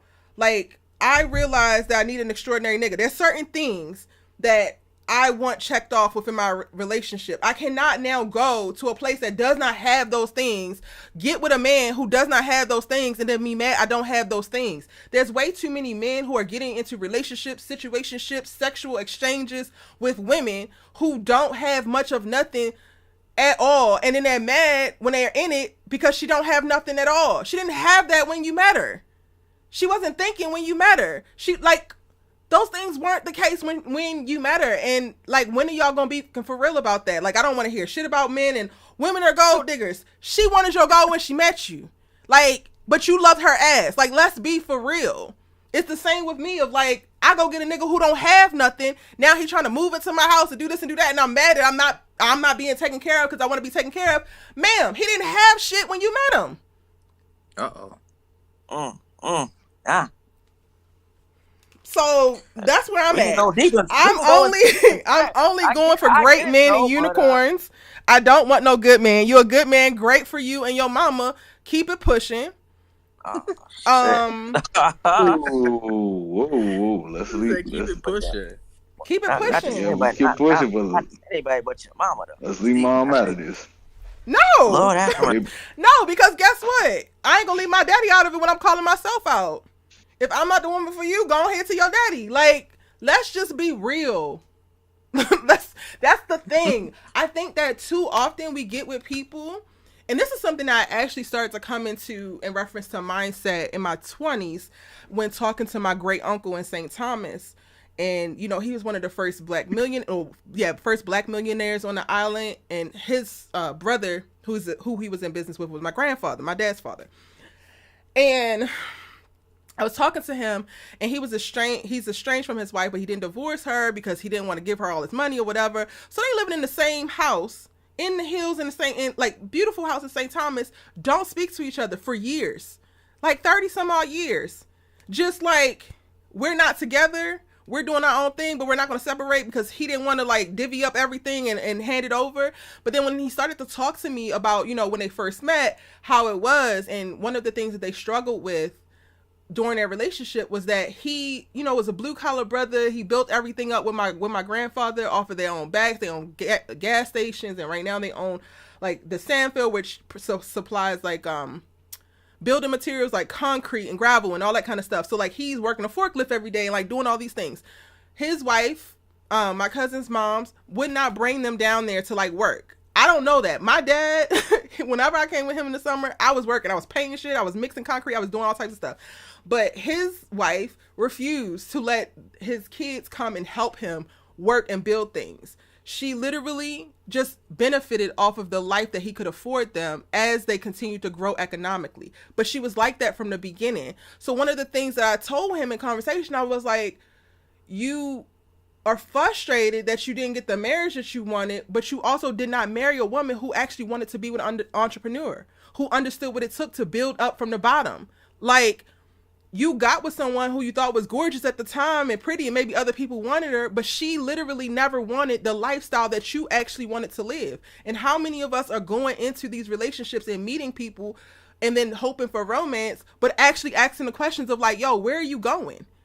Because if we're not actually going the same way, then why are we doing this? And that's what I look at it now as. Like, if we have no hope of going the same direction, we have no point in even starting this thing. No matter how good you look, no matter how amazing I love how you look. Yeah. That's true. That is very. That's true. Nah, you're right. You're right. You're right. That's very, very true. Hey y'all, I just want to take this quick break in right quick. A brother got to go to work in the morning. I definitely appreciate this. If I got to go, but Erica, whenever you do upload this, I would definitely be checking it out for sure. Okay, I still got to give you the unicorn man, so maybe I'll save that for part 2. Okay, all right, I'll be around. Appreciate you. Okay, y'all. All right, brother. All right. I don't know, thoughts? Nah, I'm just fighting sleep right now. Not sleep. Antonio, did any of this help? No. Because you started with the why. Busy week. It was a busy week.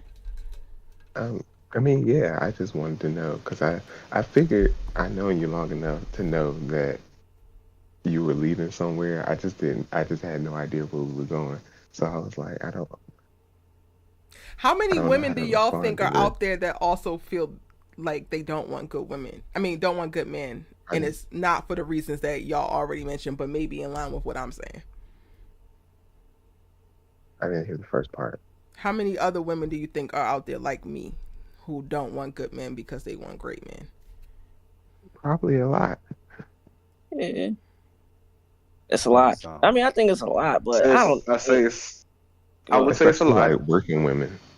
Like, Oh, definitely. Oh, the real working women. Oh yeah, then it's a lot. But I gotta say, if we're doing like the ones that are like Erica, it's still a lot, but might be a smaller majority. It might be that. But Erica's reason is part of the minority. To me, that ain't the. To me, that's the minority, not the majority. Mm. I can agree with that, man. Like, So y'all think the majority I is was, hurt? no, he was saying the reasoning that you gave. Right. I'm the minority, so the majority is hurt. Uh, They're responding Well, in that's hurt. one. I don't know. I I mean, me wouldn't That's personally, one I think the category. majority come in like either like mentally scorned or just like. That's And I don't two. mean to, I don't be a dick. I don't be a dick when I say this though, man. But I feel like a lot of women are like confused, man. Like I don't know, That's number three. not on some funny shit though, but I've dealt with not just my personal experience, but just other experiences I've seen. I've seen like women deal with somebody, deal with a man, they break her heart. She started jumping to women. Oh, they say women do certain things better than men anyway. Yeah, Oh, that happened to me too. doesn't work out. Doesn't work out. Doesn't work out. Goes back to the man. Man. She might have had a kid with already. Gave her another kid. Oh, he ain't shit though. He ain't shit. He ain't shit. And then but then you have then you procreate another kid with this guy that's not shit though. So it's like I'm just making that one example, but I feel like it's a vicious cycle nowadays. Like so, by I the think time you a get to lot meet of women nowadays, they got, I mean, I'm a single father of two kids, you know what I'm saying? But I can probably find a woman. As to a woman, she's a single woman of three kids, not the best situation. She gonna be fucked. Or unless a guy, and I'm gonna just keep it a buck. Not all guys, but most guys gonna see her as, yeah, I can hit, you know what I'm saying? They're not gonna see her as like much of a um opportunity to build with compared to someone like yourself.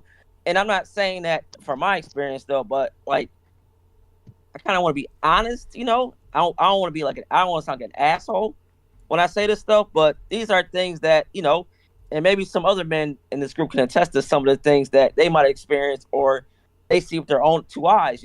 But it's like I don't know, man. Like just women nowadays, man. Like before you can even get serious with them, man. Like it's scary. I'm not being funny when I What's say scary this. out here? It's fucking scary out here, man. Like Oh, well, I was talking what's the about, it's question? fucking scary out here as far as like the dating pool and just like you want to take somebody serious though, but I'm not gonna waste my motherfucking time, man. I'm not wasting my time anymore. Like I'll be 37 in 2 weeks, man. Like I'm just not.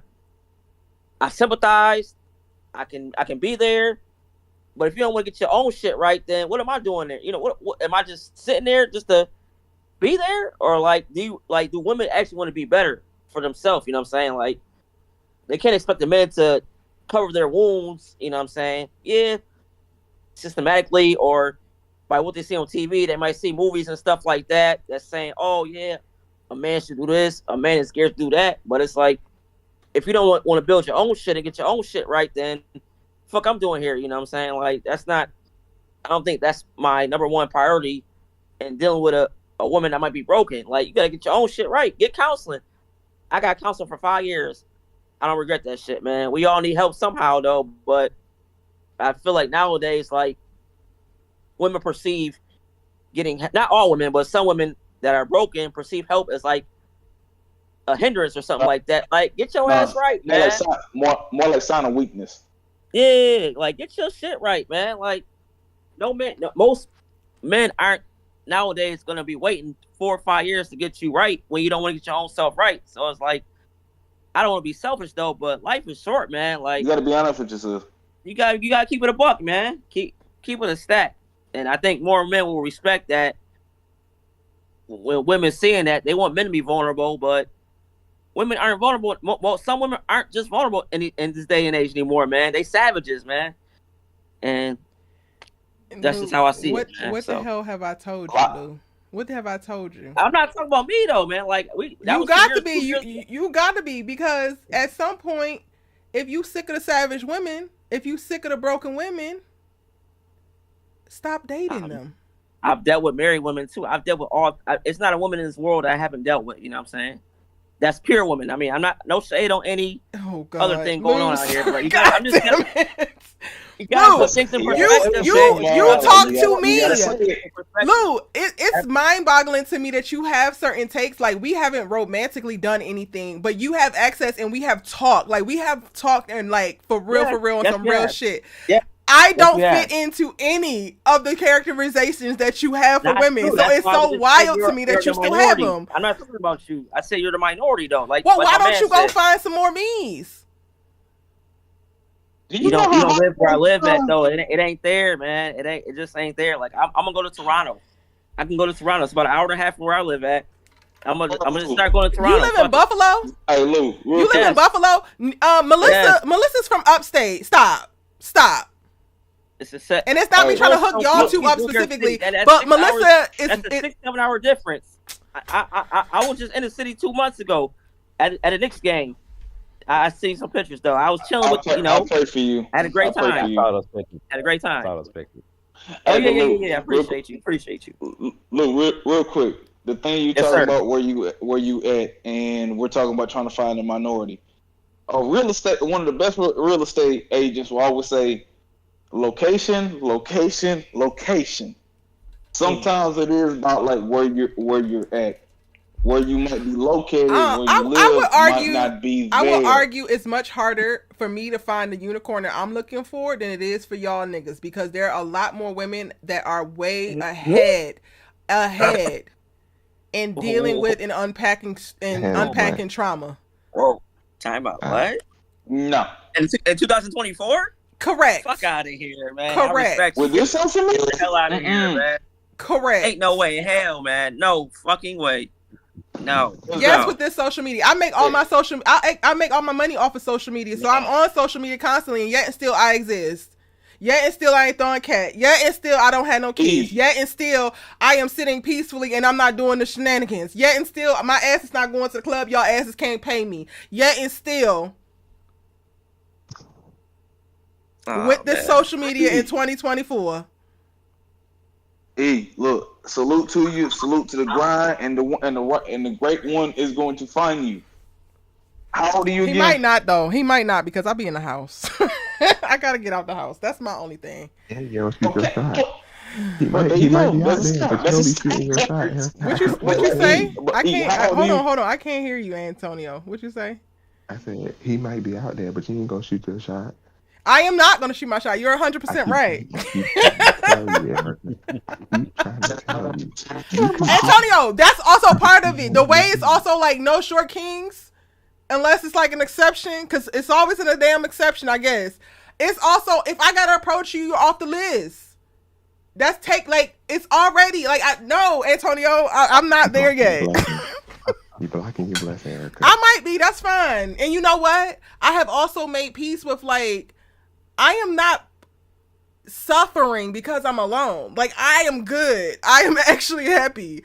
The things that I am watching play out and having to, have conversations with homegirls about and all of that, I don't have them problems that come with the menfolk.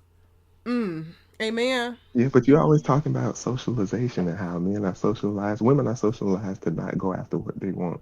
So I don't think that this is me being socialized to not go after what I want, because everything else I'm going after. I don't want that. I love the feeling. I actually really love the feeling of being desired. So if I have to approach you, I'm automatically taken out of that. So what about going on dates and stuff? They can desire you during the whole courting phase. Right, but we're not going to get there though. We're not going to get there if I'm the one who have to start it. I mean, you can start, he finish it though. What's wrong with that? Or he can reach you. What I just tell you what was wrong with it. I told you what's in my brain, what is wrong with it. I just told y'all's asses. I mean, do you find that for a guy to do something like that, if you engage, do you find a guy to be like, is that feminine? Is that feminine to you, or is that like, that's not masculine? If a guy, I would like a man who has a strong hold on his feminine energy. I don't have these problems that these other women, I guess y'all are dating, have in the society have in reference to men. I want a man who's in touch with his feelings, because I'm always in my damn feelings and I'm going to talk about it. Your ass needs to be able to decipher some shit. I'm sorry. You're going to have to be able to hear, I feel this way, and understand that feelings are not facts. And Erica understands that, but also she be feeling shit deeply. So like, this is what I need to do because this is what's happening. And that's only going to happen if a man actually understands and values emotions. So I don't have a problem with a man who has a strong command over his feminine energy. What was your initial question, Lou? What feminine? It's a guy that, so you, if necessarily, if you had to lead into like setting up something like a date or getting to know the person, like if you initiated the conversation, like, I mean, the most you're gonna get from me in initiating a conversation is consistent eye contact. That's it. Oh my God. If it's more than that, I'm not. I don't have it for you to give, sir. I mean to get, sir. Oh Lord. Okay. Okay. And then also, I'm doubling it up to maybe it's not meant to be. If you need me to cross across this goddamn room, if you need me to walk up to you and say, "Hey, can you take me on a date?" It's not for me. I guess for me, like, if I want to chime in for a second, like, yeah, I think that's kind of like a pull for me, because what's a pull? You know, well, is that, you know, yes. I don't know what that means. I'm sorry. The norm. What'd you say? I don't know what a pull means. That's what I meant to say. No. Oh, okay. What I'm saying is that, like, the norm nowadays is that the men should go after the women. Like, that's the norm. And when I was younger, and I didn't really understand that, and I was like, well, why is that? Why is that, you know, that males go after female? And then when I got older, I heard it a little more. I say, okay, yeah, I understand it. I see it. But then, you know, even getting, you know, more mature and stuff like that, I still feel like in the side of my brain is like, okay, why don't the women just go after for what they want? And like I said, it's something that, and it's not even just like dating, just like anything in general too. Like, why don't you just go after with what you want? So I get that's just, you know, I'm learning as I go and stuff like that. And I guess maybe if I can have more conversations about that too, it's just that I feel like both sides can do the same thing. Like, if you really want to go after that person, go and shoot your shot. The worst thing they can say is no. But then also too, it's like, you know, like, hey guys, y'all got to do it first. Y'all got to approach us. Y'all got to, you know, make sure, you know, see us and everything like that. I said, yeah, I get that. We do. But I'm also too like, well, you know, I can see you can do it the same as well. But for me, I'm a person that if I see something that I'm, you know, if I'm pursuing something, I'm going to go ahead and pursue it. Yes, it might be scary and it might be like, man, I don't know if this is going to work. So, but I got to shoot a shot and see, you know, that's it. And if it's not, then okay, I can just, you know, accept it for what it is and just move on and stuff. So I guess that's something I'm still kind of like, I mean, let's unpack it. Really let's unpack it, right? Let's unpack it. So on the surface, for me, it immediately takes me out of the feminine energy of like being desired, and I don't like that. I don't want that. So while I could want you, I don't want to feel like I have to pursue you. But let's say that I get over that part, right? There are men who are bored. There are men who deeply just want to be wanted. And there are men every day, that accept advances from women that they are not attracted to, that they do not care about, but they go along with it because they like the attention. I can't get caught in that trap if I don't ever set myself up to walk into it.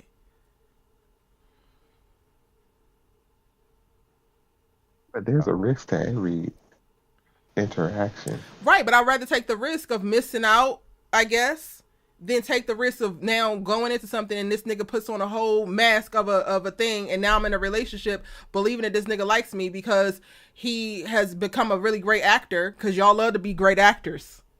And y'all love to be great actors and pretend, not fully knowing yourself, all of those things. For what? All because I went against my intuition. Like, I don't actually want to do it. Your approach to me tells me so much about you. And before you even open your mouth in the approach, it tells me so much about you. Information that I use.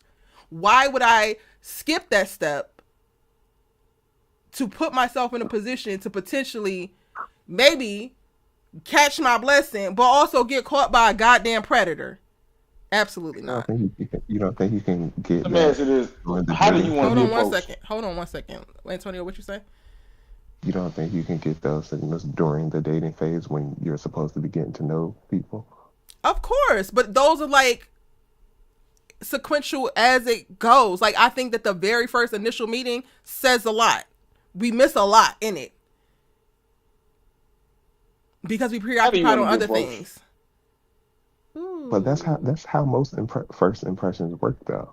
Okay, but if I want a very intentional ass man, if I want a man who has a certain intellect, a certain command of language, a certain whatever, then there's certain things that come with that. Like, for example, like, there are some people who take tests, but they're just not good at taking tests. Correct. That doesn't mean they ain't smart. So if a person isn't good at approaching and they just don't know how to do it, that doesn't mean that they might not be good for you. They just not be good at that skill of approaching. Okay, but then approach me in wherever you're at. Because if you're good for me, then that should show through. You get what I'm saying? Not really. Because here's the reason why. If you're not good at approaching, right, and you're awkward and you're fumbly, cool. But you're coming to me, and the first thing I'm picking up on is that you're coming to me honestly. Because you're nervous, because you're mixing words, because you don't have it all together. I personally don't find it actually as a turnoff. I find it like, oh damn, this person didn't come to me as a representative. Let me help him out. Oh, this is my name. Like, you get what I'm saying? Like, I appreciate that type of shit. And that's what makes you in the minority. That's fine. I'm perfectly fine with being in the minority, but y'all, Antonio be trying to drag my ass over to go talk to niggas, and I ain't doing it. I mean, you have your preference. I don't think he's trying to. Go ahead. No, go ahead. I don't think he's trying to drag you to talk to a bunch of dudes. I think it's more along the lines of, yeah. I feel like there's that you see and wish that would approach you. I would say. I didn't hear you say it. Say it again. The ones that you see that you like, if you out and you like, oh man, I wish they would approach me. I would say take the initiative to do the approaching, because it's not a guarantee that they might just see you staring at them and they're like, oh dang, she might think my shoes is ugly. Okay, cool. Yeah. Well, you're busy thinking about, I think your shoes are ugly, but you're not thinking, oh damn, I'm interested in her, or she's intriguing. That's cool. I want to miss you. Like, I want that to be the case. Like, because that tells me all I need to know. If you're preoccupied in the moment with, oh, she think my shoes are ugly, you're not thinking about, oh damn, I don't want her to leave without me getting her phone number. We can't do that. A lot of men out here can't do that. Whether you can actually achieve it or not, that's fine. But I'm saying the mindset that you're in that moment is not actually that you want me. In that moment, you're focused on you and your ego and whatever the fuck else. Why I got the ego? That's not completely true. Sometimes, like a lot of us don't give a crap about ego. Here's the thing we're trying to avoid. We want to a lot of us want to avoid getting deemed that title. I don't think you're attractive.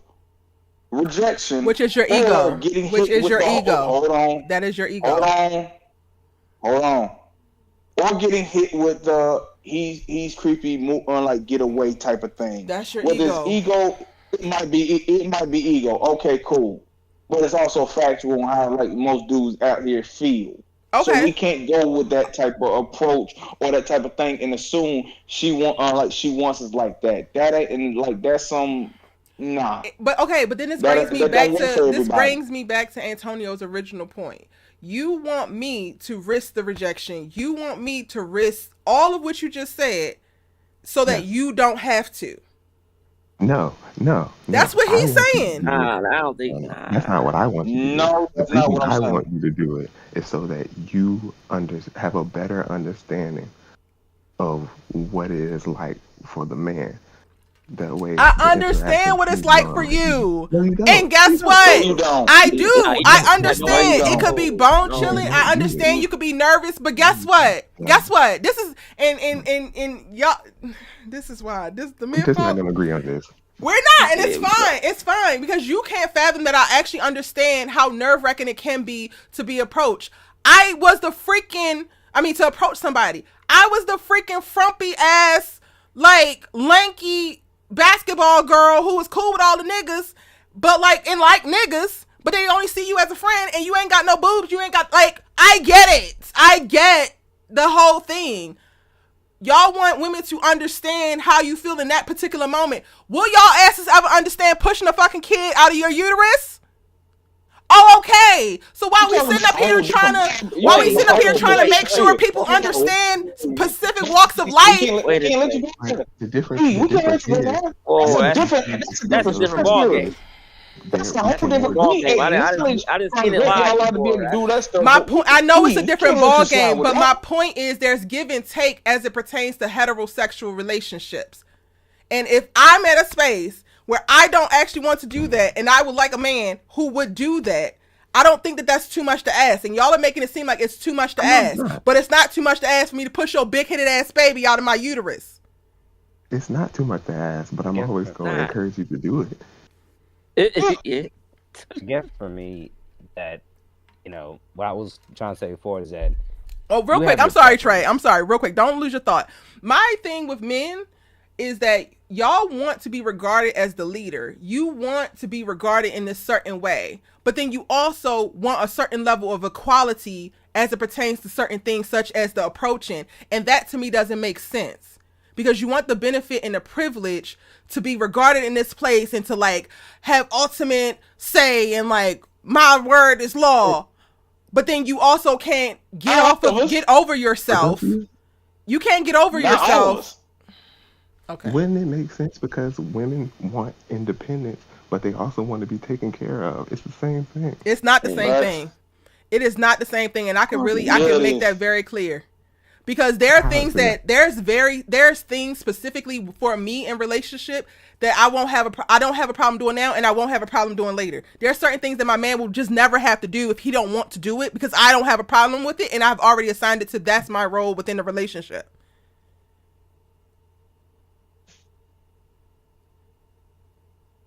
So you Not as pro? crickets.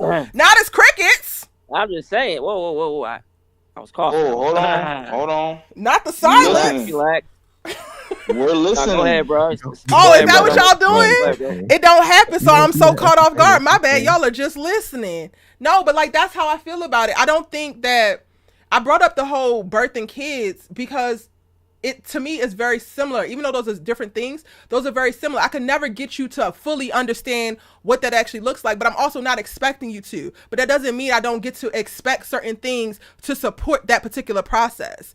Now, I think that some men, and it could be because this is some women's ideology, I think I have a very niche take on a lot of these seemingly hot takes. I don't actually approach men, but the moment that you let me know that you're interested in, and I am actually interested and you've shown me something to be interested in, now I'm in. Now I'm doing certain things, but you're not going to get the initial thing specifically from me for the reasons that I have already laid out. I guess So for me is that when you have your preference, that's fine. Everybody has their preferences.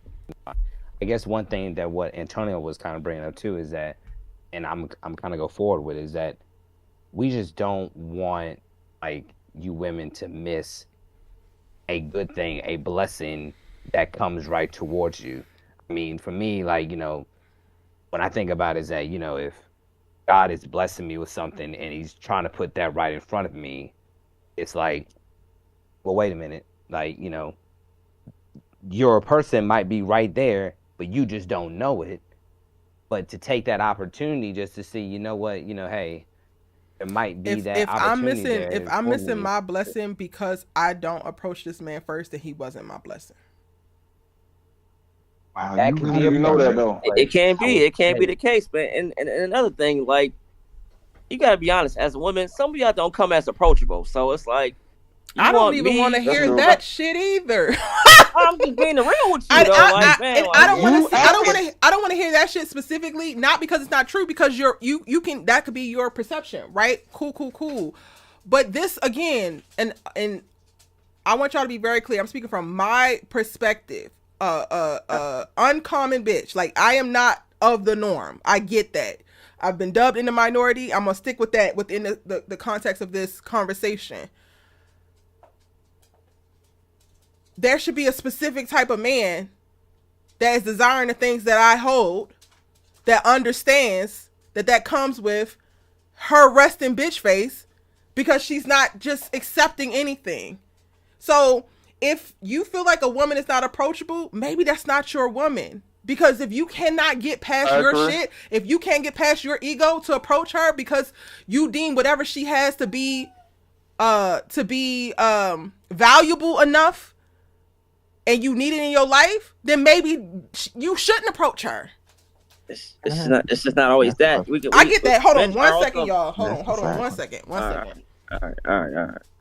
I gotta take my dog out really quick, but I'm about to call in from my phone. Mm, mm.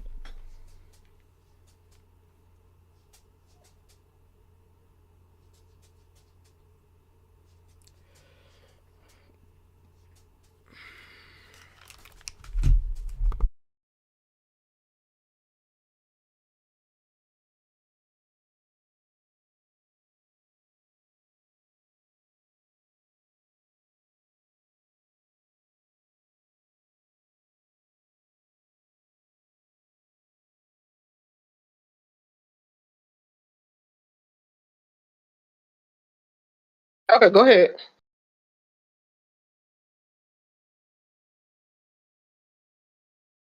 yeah, I guess for me, I was just saying is that, you just don't want to miss out on something that might be special in the long run if you don't take that opportunity and chance. So I was just saying that because, yeah, you might say, okay, if he's not pulling me towards it, they might not be the person. Okay, and that's fine. But how would you know unless you take that opportunity, you take that chance? That's what I was kind of saying is that, yeah, it can be hard and stuff like that. But then, like I said, if you really believe in yourself that that's your person and that's who you want to pursue, and who knows what might happen, but you taking that chance. That was basically all I was saying is that take that chance. Like the worst thing you can say is no. I mean, I'm not interested in you. Okay, fine.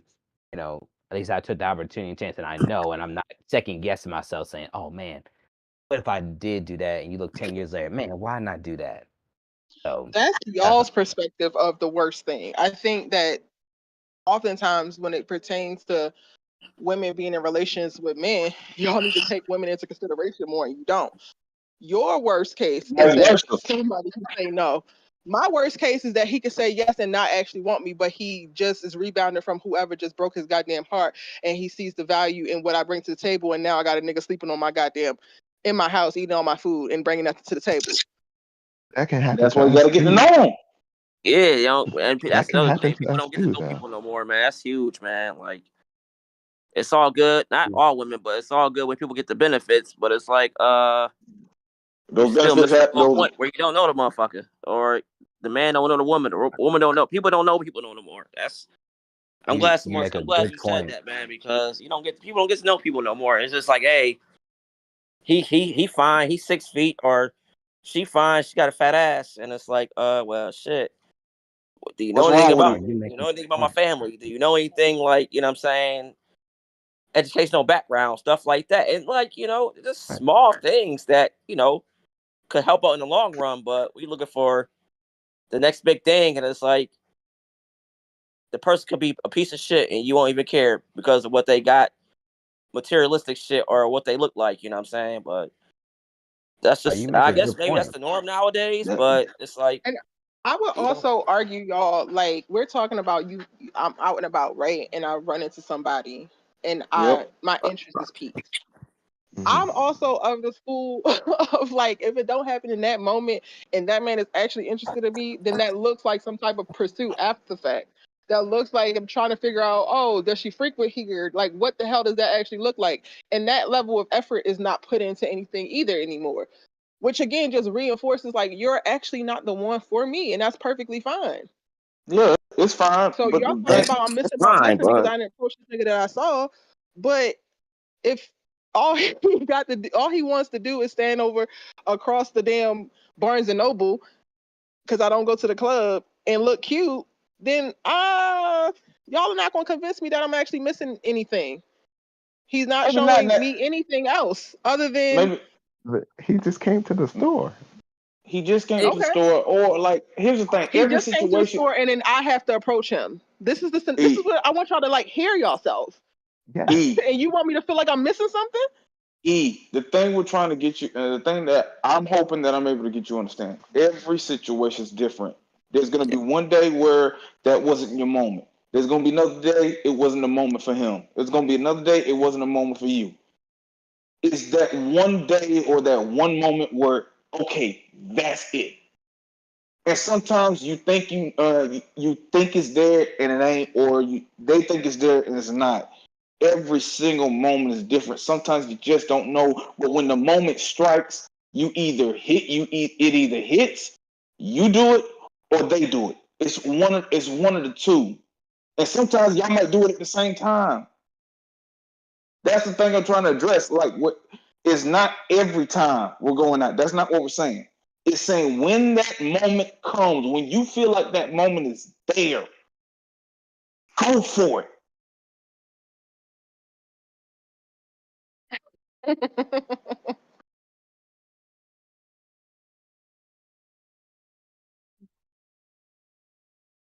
Is that the consensus?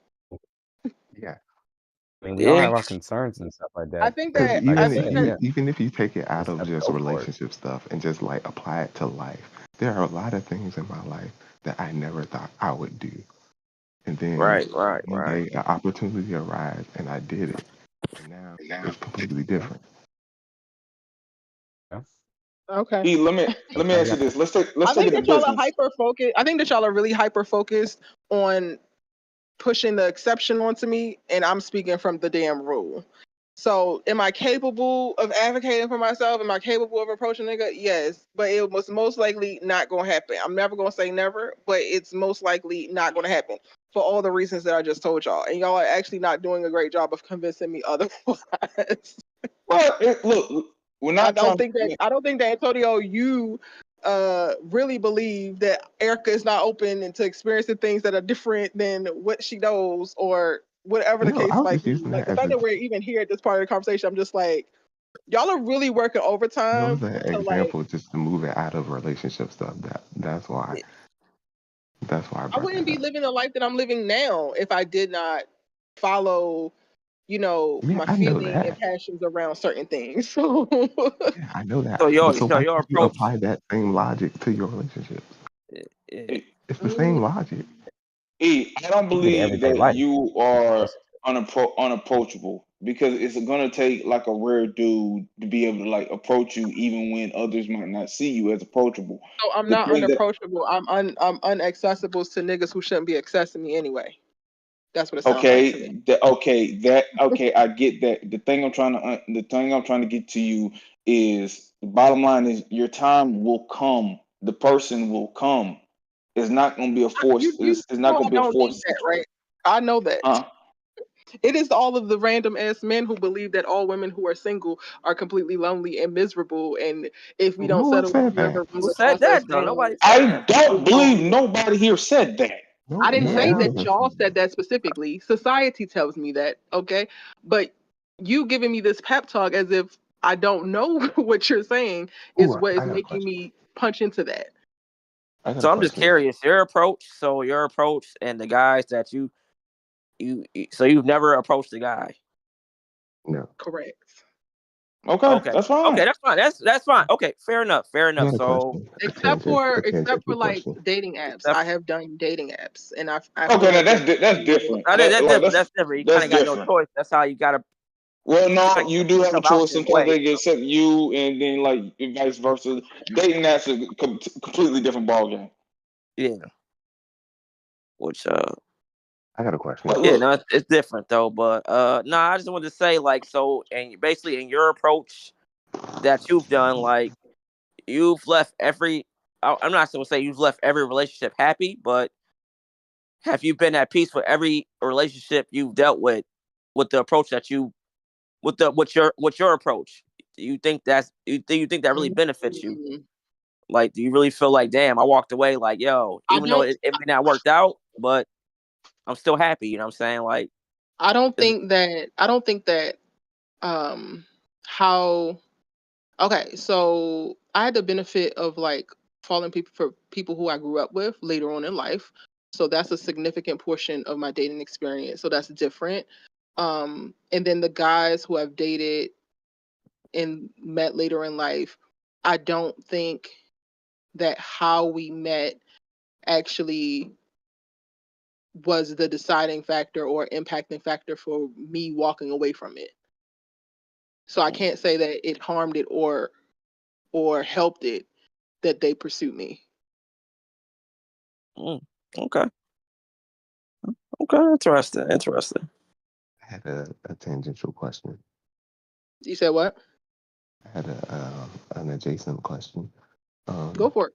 Because earlier you were talking about I forgot I forgot which part of the conversation, but you had mentioned something about like like when I brought up the thing about the shoes, you were talking about us operating out of our ego when we're approaching women.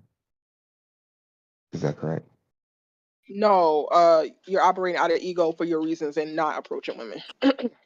And not approaching women? Yeah, because he said that you worried about us calling you ugly and you worried about us calling you creeps, and that's what he said, not me. where do you He said think all that the other. idea came from? I don't care where it came from. I don't do it, so I don't know. I don't. I was What do gonna you mean? ask, do you think there's any time where we're not operating in our ego? Yes, I think people can intentionally try to not operate in their ego, or they can try to work against it if they fully see themselves. Which also leans itself into like the qualities of a unicorn man who can feel, anxious or nervous or whatever and still do the thing anyway. I think that there's something admirable about that. Eh, you're not wrong. I don't like my best friend brings this up a lot of right of like, well, today men don't know what to do and what to say because we're gonna be dubbed a creep. And it's like you can just start with not being creepy and not resenting women for speaking up about it because basically now it's every woman's fault that we have now been more vocal about the harm and uncomfort, the discomfort that men have put us into. And now you want to put it back on us when you could just literally lean with really great intentions and be yourself. Start I don't know there. if You that's can't do realistic that in though. Because 2020. there are No, some I dudes doubt that I I doubt that know. men Man, who are not leading, if you are not leading with nasty ass grimy intentions and you do not physically touch a woman in your first interaction, then she's not going to dub you creepy. But there are plenty of wrong. men who wanna gaslight women into like, oh yeah, you're gonna think I'm creepy. Of course I'm gonna think you creepy. You walked up to me, I don't know who the hell you are, and you put your arms around me. Why are you You touching me? talk. I You're think men talking who are to. You're talking to the wrong dudes on that one. We're talking about we're talking about some guys that will literally approach a woman harmlessly, don't touch them, don't say no negative stuff. Literally would just say, "Hey, how you doing?" And then boom, then boom what? get deemed that. Then Get boom deemed what? She that. steps back, Is it then boom what? She looks scared, then boom what? What is the what? look Because scared? that is Call less you about creep. you Say and it could be goodbye. also that is less about you. If you went to her with pure intentions, you did not compromise her physical space, you were not loud, you were not disruptive, you were not disrespectful, like you were describing, and she is still uncomfortable, or she still takes a step back, or she still gives you some type of nonverbal cue that this is not okay, that's less about you and more about her. And it's not even a wrong for her. She could have an experience that she's recovering from. And why is it that it's a problem? Why is it just, oh, okay, I'm going back up because it wasn't my intention to make you feel whatever it is that you're feeling. I just wanted you to know X, Y, and Z. I'm going to go ahead and go. What's the reason why you don't approach guys again? What we're I not just going to need. do is deflect and No, no, no. I'm not deflecting. present I'm No, listening something to I my. don't need and What's, I no, deflecting. no. and I'm not then I deflecting. address it, you I need ignore it. you. Like you act I'm not like going back to that until you address me specifically speaking to the circumstances you just gave, because you deflecting is very you disrespectful. I said. don't have to I have a should. No, conversation. I'm not deflecting. Because the reason why you don't approach guys might be the reason why most guys in that situation, on how they feel, on how they I just reacted, gave you a might not be the specific. same. I just gave you specifics, and I said, what is the problem in responding how I just said? And you did not No, How is that a confirm okay. or problem? deny. Nothing What? is wrong with how you There is respond no on that. problem. There is no problem. So, It has to be, because y'all are saying, oh, but we're going to get dubbed creepy. The worst thing in the world, like, okay, Trey, you just said the worst thing in the world isn't for me to, it's not that bad if they say no. The worst thing in the world is not for a woman to be uncomfortable, especially if you can spot it and you don't continue to perpetuate the discomfort. okay, I get that, but what I'm about? a black woman in America, a 6 foot black woman who was supposed to go to medical school, who went to medical conferences and went to science symposiums, walked into spaces with tons of little white bitches who immediately tense up, who immediately see me as a threat.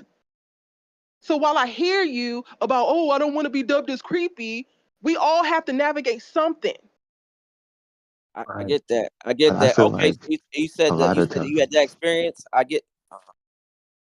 I said, and you know that experience. I mean, I've been there. I mean, I work in politics. I've been where you've been at before, so I get that. Just in a different aspect, though. But as far as like going out and dating and stuff like that, it's a lot of times where it's like our own folks doing that to us. Like especially like just as a black man, it's like, yo, I can't come to a nice. She don't gotta be attractive or nothing like that. Just simply saying, hey, how you doing and stuff like that, and then you got one of her friends in the background just hating or you know saying some old like spiteful, hateful shit, and it's like I'm just trying to give you a compliment, or but if if man B come around, hey man, let me buy you a drink. Oh yeah, well you gotta buy my girls a drink too. It's like, huh? Like so, I mean, it's different experiences that guys go through, but it's like I'm just speaking as a black man. I shouldn't feel like that, approaching a woman with respect of color, and it's like, damn, that's how we doing. That's how we doing this shit like that. Like it just that shit is weird. I That feel shit is like weird as hell to me. You know what I'm saying? But it's like You shouldn't have to feel like unless that. I Okay, give cool. I something, get it. You shouldn't unless have I to give. feel like that. Cool. I shouldn't have to feel like I have to put up a certain guard, because if I'm polite to certain black men, they take it as I'm flirting. They taking it as I want additional advancements, when I'm really just a kind person out about in the world trying to give smiles to every goddamn body, because everybody needs a little bit more. So now And I it got a goes no, nigga on I don't my think hip. that's just black men though. that goes What you both say? ways though, man. I don't think that's just black men though. I I'm think not that's saying it's just black men, but that's the one I care about. I don't really give a shit about the others and I their also perception think and all of that. So I'm saying that in response to Lou's point, like part of that is like, cool, you shouldn't have to experience it. We shouldn't have to experience certain things. But why aren't you just taking the information that's provided to you in that moment? If she is expecting you to buy her homegirl a drink, maybe that's not the girl for you, if that's not what you do. Now you know that, so you can move along. The same way that if I'm out and about and I'm smiling at niggas and then niggas get ideas, now I gotta put my bitch face on because I got the information of like, oh shit, this nigga's following me around the fucking Whole Foods. I didn't want him to do that. I get that. I get that. But I mean, and I know it's not fair though, but also the way some women perceive themselves physically, it's like, damn, like you might be addressing the wrong intention. I'm not saying that's fair, But we all adults. We all live I in this think day it's and interesting age. for you to say how a woman perceives herself physically, but clearly you walked up to her because you perceived her that same way physically, and now you're looking at her and It's not perceiving her always differently physical. I mean, yes, physically. I've done it before. Absolutely, I've done it before though. But I've also been women Man, that's not handsome. as like. It's not as what. I've also done that to women that's not as blessed on a physical side, where it's just like, okay, well, shit. I just want to be a gentleman, or hey, I'm out of town. I don't know anybody.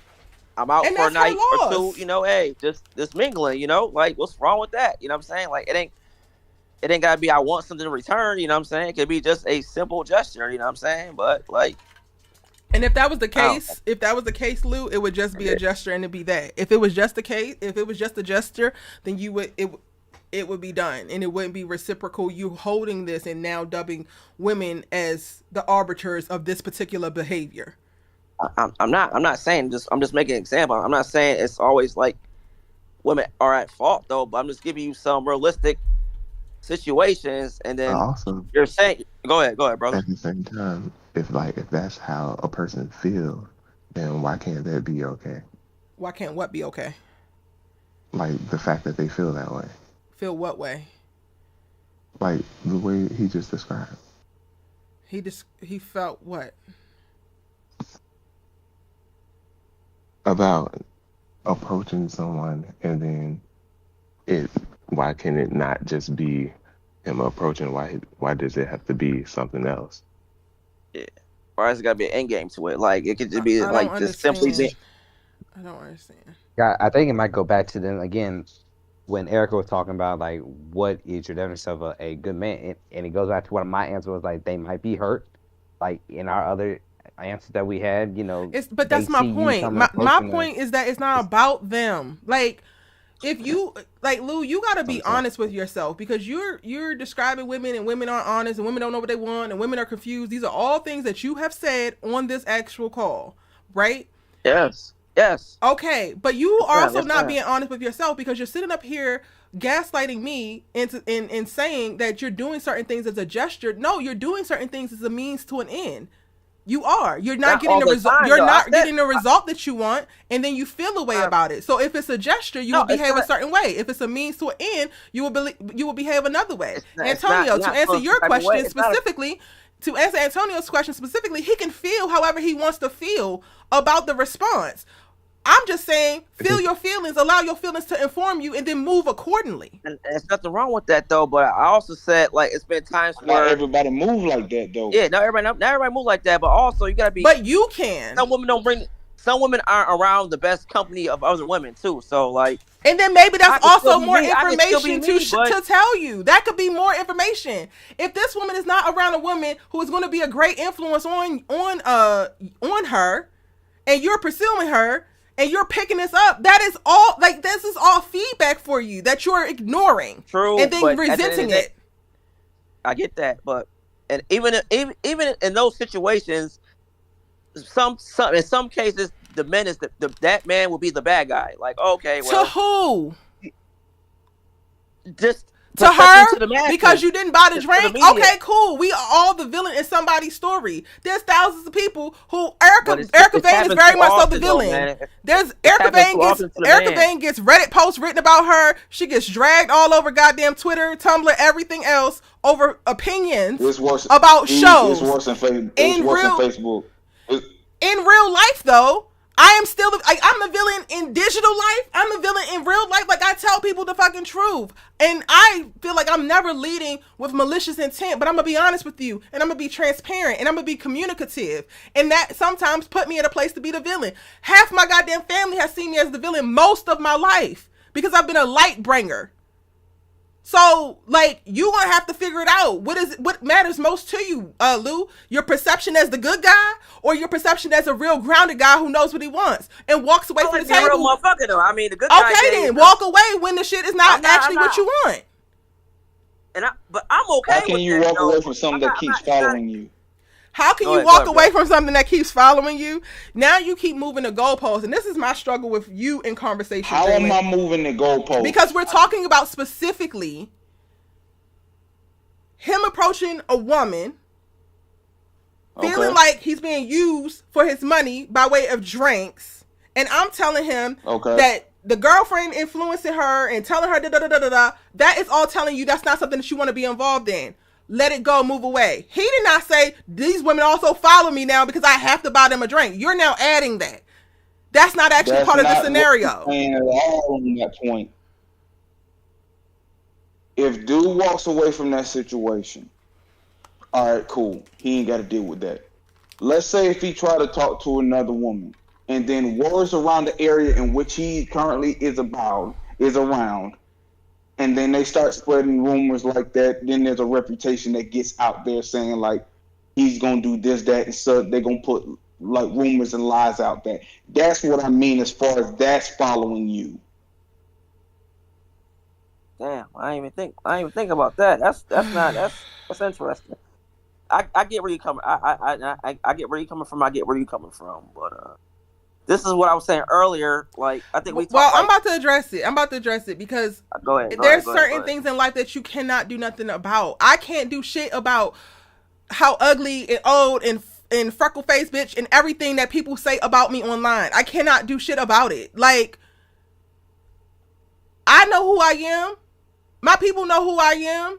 This industry knows who I am. People in this industry know who I am. If I don't have the energy, time, or patience to try to run down everybody who wants to say some untoward shit about me who don't even really know me. So if you worried about a bitch in the club with her homegirl talk about, oh yeah, he ain't got no goddamn money because he ain't want to buy me no drink. Well, bitch, did you come to the club with no money and you looking for a nigga to buy you drinks? It depends on who she's saying it to. Because if she's saying it to a bitch like me, I'm going to be like, okay, girl, I'm not paying you no mind. But if you are so consumed and in your ego and worried about the shit that actually doesn't matter, it will keep you trapped in these low vibrational ass spaces, navigating with these low vibrational ass people, and there's nothing I can actually do for you about that.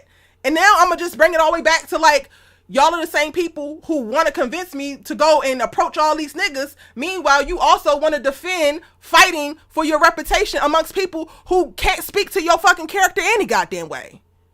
I get that. But then I think years ago I think we was on Instagram or something like that. We had a nice, robust conversation. Like it's about like 8 of us or whatever like that. It was a real good conversation. And I think one of the things I was mentioning was like women not having a mind of their own. So in the club situation, that woman, she could have been interested in me, but because of what her friend or what somebody in her crew was saying, like that kind of detour her from having I'm not saying I'm all that in a bag of chips though, but I'm just saying, for example, like that's the shit I'm talking about, where it's like, you know, some women not having a mind of their own. Erica's point is, and I'm saying that shouldn't be the shit that you're talking about. Erica's point is, and also, if she's that easily swayed by outside opinion, then you probably don't want to be with that girl anyway. No, I get that 100%. I'm not knocking it 100%, though, but this is why some men might be hesitant on. But that's why I'm saying you shouldn't be. Yes, you shouldn't be though. But I'm just saying, as a man, I'm just saying some men experience that experience to a man named Jimbo or a Bob. You know, that might detour him from having another interaction in another situation like that to the next woman. You know what I'm saying? Like, I mean, I know things affect women too, but some things like that might affect men as well. So like. Lou, when you're saying, I understand that. I'm just being honest. I understand that, but you have to start doing you got to start doing the work, and the work looks like practicing, and it might look like continuing putting yourself in these circumstances and forcing yourself to make different decisions and forcing yourself to think differently about it from these circumstances, because I'm telling you, you're giving these people way more power than you actually need to. It's affecting you because you're allowing it to. I get online every goddamn day and I'm called ugly. I am called monkey. I am called a dog. And I still believe I'm fucking gorgeous. I still believe that there's somebody for me. Like, every day. I respect. I mean, I'm not, and it's not me. It's not me. Like, I mean, I might have had that phase at one point in my life though, but the older you get, the more you evolve, the more you mature and stuff like that. But it's not to say some things like that still don't arise. Like, and this is gonna go back to me, like, right? We should. I'm gonna pull this. I'm gonna pull this to the dude that I'm looking for. That's perfectly fine. But for the dude that I actually want to align with, this is no longer a part of his thing. because he didn't already learn what he needed to learn from it. I think that in that case, you need to take the information that's being given to you the same way that I have to take the information being given to me, even if it's not being outwardly said. Like, all the stuff is there. She's easily influenced. The girl might have been feeling you, but the homegirl had her not feel you. Cool. I get that. Cool. I just feel like stuff like, I mean, I'm just saying small situations like that happen too often, man. Like, okay, and then if it's happening too often, then I would now start to question you. Where are you putting yourself? Where are these things happening? It's not all on the women. and I'm saying it's not The same way it's not all on. It's like, the same way. The same way it's not all on the men. If I decide to take my ass to Inglewood and go to certain places, I can only blame myself for what I'm gonna come out with.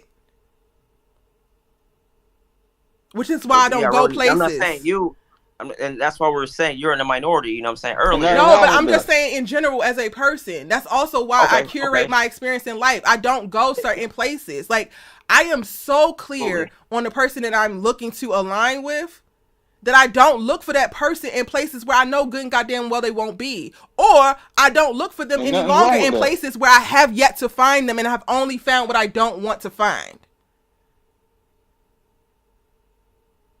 And that's got to be the same for you. That's fine. That's fine. No, I'm fine with that though. But and I agree with that. But I just feel like at the end of the day, like, and not in all cases, but in many cases, it's a blame game. It's like, oh, he's at fault, she's at fault, where it's not enough self-reflecting, and it's not enough self-reflecting. I feel it's not enough self-reflecting. So it's like, at some point, it's not about being a good guy or the bad guy, the bad girl or the good girl. It's like sometimes, like you said, accountability goes a long way. So it's like you got to sit back and look at yourself, and it's like you said, like the environment you're in, the type, your experiences, they all matter. You know what I'm saying? But like I was saying, like personally, I just feel like it's a lot of the blame game. It's a lot of he said, she said, or who did this, who did that, who started it, and it's like it got to be some middle ground. It got to be some, personal accountability. It's easy to blame folks. Yeah, absolutely. I agree. For me, it's easy to blame people for shit that they do. So if you did it, I'm going to say you did it. What? I get that. So what there's a man in my neighborhood for 6 weeks, and then I left. I left and went to Baltimore in Detroit for 4 weeks. And luckily, when I came back, now I haven't seen him. 6 weeks. Harassing my ass on my daily goddamn walks with my dog. Only thing I said to him was good morning, and that was all it took. Damn. And yes, I blame that nigga for being a creepy ass, uncomfortable ass nigga. So not too much on the whole, like, it's easy to blame somebody. Sometimes blame need to get plays, and we just need to own up to that. But if it's also a thing of, if you know that that's not the case for you, then don't readily accept it. But don't keep pursuing it. I've had strong experiences with black men, and I've also had traumatic ass ones. That's valid. A lot of them. A lot. And yet and still, my ass only sees it for you niggas. Oh yeah. That's right. And yeah, I can attest, because I mean, some of them, Antonio. Like, some of the experiences. I must say, I've seen some of them. Lord have mercy. So, and I get it. It's a lot easier said than done. But for it coming out of my mouth, I'm speaking from a place of, like, I've done a lot of this. So yeah, I'm saying it because I've already done the work. And I believe, if I'm saying it to you, I believe you can do it too. Like, I believe that you can separate yourself, differentiate yourself. And yes, there's going to be some women who don't damn deserve your ass. She's not there yet. She don't even understand what the real value in a man is. She hasn't been taught yet. Cool. Done that. We chopped it up. Oh yeah, you already know. Yeah. We didn't chopped it up before though, so I done been there. I done had that phase, but it's still a very real thing for me, for women in my space and on my level, that we are still experiencing certain things with men too. And Now there's no excuse of like, oh, is she a bird and all she wants is your money? What's the excuse now? Like I would never jump. I like for me. But I mean, yeah. I've been there, but I'm not jumping to those conclusions though. But it's just like not all. A lot, man. It's a lot, man. Like just in this day and age, I'm talking like 2024. I'm not talking like late 20. The Obama era or the early 20s. I'm talking about like right now. Like I just feel like people have been so triggered by shit. It's like some people can't think for themselves. Men and women. It's only gonna get worse. Then go ahead, brother. Go ahead. It's only gonna get worse because should it have to be that way though? Like, and I think this is the one time I do feel like men should be stepping up. You know what I'm saying? Like not some funny shit though, but just like just in this day and age, like just women of color. Women are triggered. You know what I'm saying? I mean, don't get black men get our shit too though, but I do also feel like we could be more accountable too. You know what I'm saying? Like, shit. Oh yeah, definitely, most definitely. We could definitely be accountable. The things that we say, the things that we do, how we approach, we all got to do better on that standpoint. But that also requires a lot of work, and not everybody. And this what makes a lot of us in here probably part of that minority. The majority don't want to put in the work like that. We've gotten into a society where everybody wants something so darn fast right now and don't want to build it. Yeah. And that requires the work. Motherfuckers want Pop-Tart love. They want that Pop-Tart love instead of bacon, man. Taking your fucking time with shit. Like, I don't know. So like I hear you, but I don't know. Like I'm at a place where my building in the way that I think society is speaking on building with a nigga, those days are done. I ain't doing it anymore. Like the nigga has to come to the table a certain way. That's where we're starting. Like so a certain way. Period. So a certain way, like damn. A certain level of emotional intelligence, a certain level of mental stability, a certain level of effective communication, a certain level of ambition, a certain level of interpersonal relationships and community. Like I am out of the season in my life where I'm going through and now trying to build all of those things for you. We are starting at a certain place. And if you're not there, I'm not the one for you. Hey, look, you earned the right to be there. You put in the work to be able to get yourself there. You want somebody to either match you or to be ahead of you. Ooh, if be ahead of me would be the bomb. When I would love that. Okay, so I would love that. Oh my god. Okay, so you took what I said. You knew where I was going when I said being ahead of you. Yes. Okay. Okay, that I understand where you come. That I understand where you're coming from. Like, but I just go back into like everybody's preference is different. Like everybody's journeys is different. But that's just repeating some old stuff. Hey, listen. So I gotta go. It's getting late. Thank you. Jaylen. Always good talking to you. I'm glad to see you again. Yes. And just stay prayed up and keep grinding. All y'all have a good night. Take care. All right, you too. Do y'all feel like, I know we got on a dating and I've gotten all the way from, I even have these characters listed because I was supposed to give y'all the characters that I thought were really great depictions of black men. But do y'all feel like in the journey of dating that where you all start, you set yourself up to get a good understanding of where a woman is at, the work that she has or has not done? Say that again.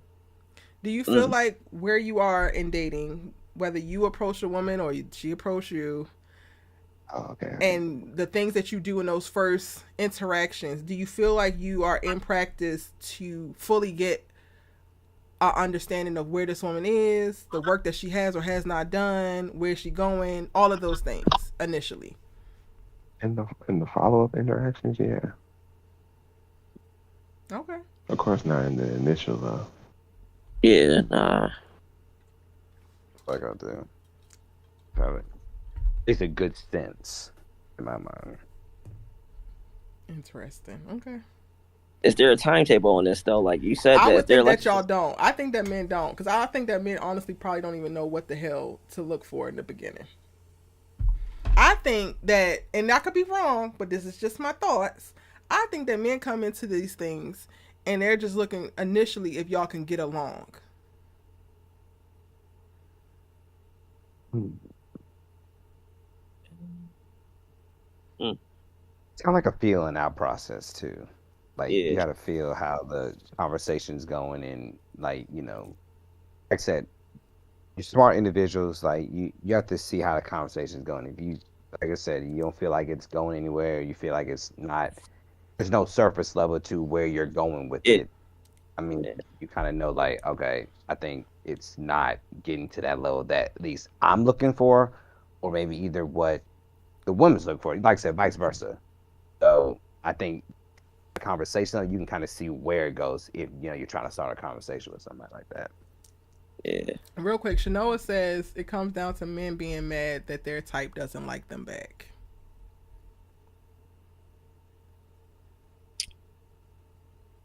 Say that again. Yeah, that could be a All part of that. it. Shanoa Yeah. says it comes down to men being mad that their type doesn't like them back. Oh, Mm, I yeah, mean, that could be a part of that it. could be something. But I That could could be think, something. but I still think that's like a valid emotion though. yeah. Yeah. But what is that emotion? Can you name it? Rejection, right? Well, that's not really rejection. Is not technically an emotion. So I guess I think that you got to get a command over what emotion rejection elicits for you, Yeah. because I maybe a get feeling of inadequacy. That's not really to whose standards. That's like apparently when you hers. really start to right. I get that. I know that, but I'm like that's something that you have to unpack because it's like, and I think that that's also why I guess I struggle with sympathy for men in this regard because women have to learn it so very often. A lot of our type don't like us back. Like that's just a part of it. We do not get the guys that we want all the time. So like I feel like men know that too because we put ourselves out there more. We get rejected more times than we don't. Absolutely.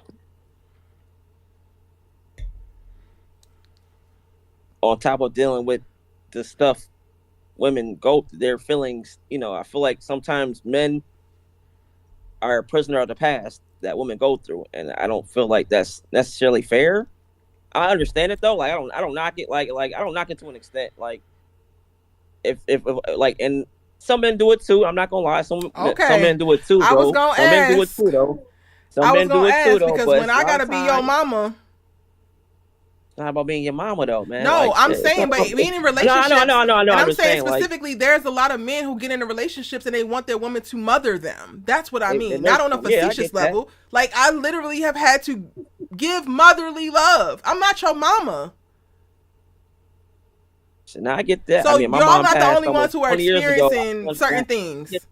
that part. I get that part, but it's just like, But I would argue like the same way that I would look at myself, like, okay, and I think Antonio, I told you about this nigga, but because probably in conversation with all of us, me, you, and Nayo and Melissa, but like the most, the closest to like developing and being something serious I had was with this guy here in LA, and he had very real daddy issues, and one of the things that like I guess had him take to me so quickly was that he felt so safe to be able to talk about it with me. And I will unpack your feelings with you because I want people to be happy and I want people to express themselves and feel seen and heard. But also in the parameters of you pursuing me romantically, I want to feel like a girl and I want to feel pursued. So if I gotta feel like your goddamn therapist, now we have a problem. And I walked away from that specifically for a few other reasons, but the predominant one is I am not your therapist. We're not even in a relationship yet, and you're leaning heavily on me to support you in this way, but I am not getting anything on my end. I'm going to walk away. That's for me to do. It's the same thing for a nigga who feel like he's suffering under the weight of the nigga that came before because she hasn't healed yet. I've had very traumatic experiences with past romantic relationships. I've also healed through those, and they have informed me in a way that my next nigga is not suffering because I'm still mad at my old nigga. I'm keen on things. I'm not letting certain shit slide, but that's just not happening. So at some point, it's up to us to see the thing, identify the thing, say the thing ain't working for me, or if it is working for you, cool, but then move accordingly. Two things with that nigga. His daddy issues, and then you talking about I work too much. This is not going to work for me.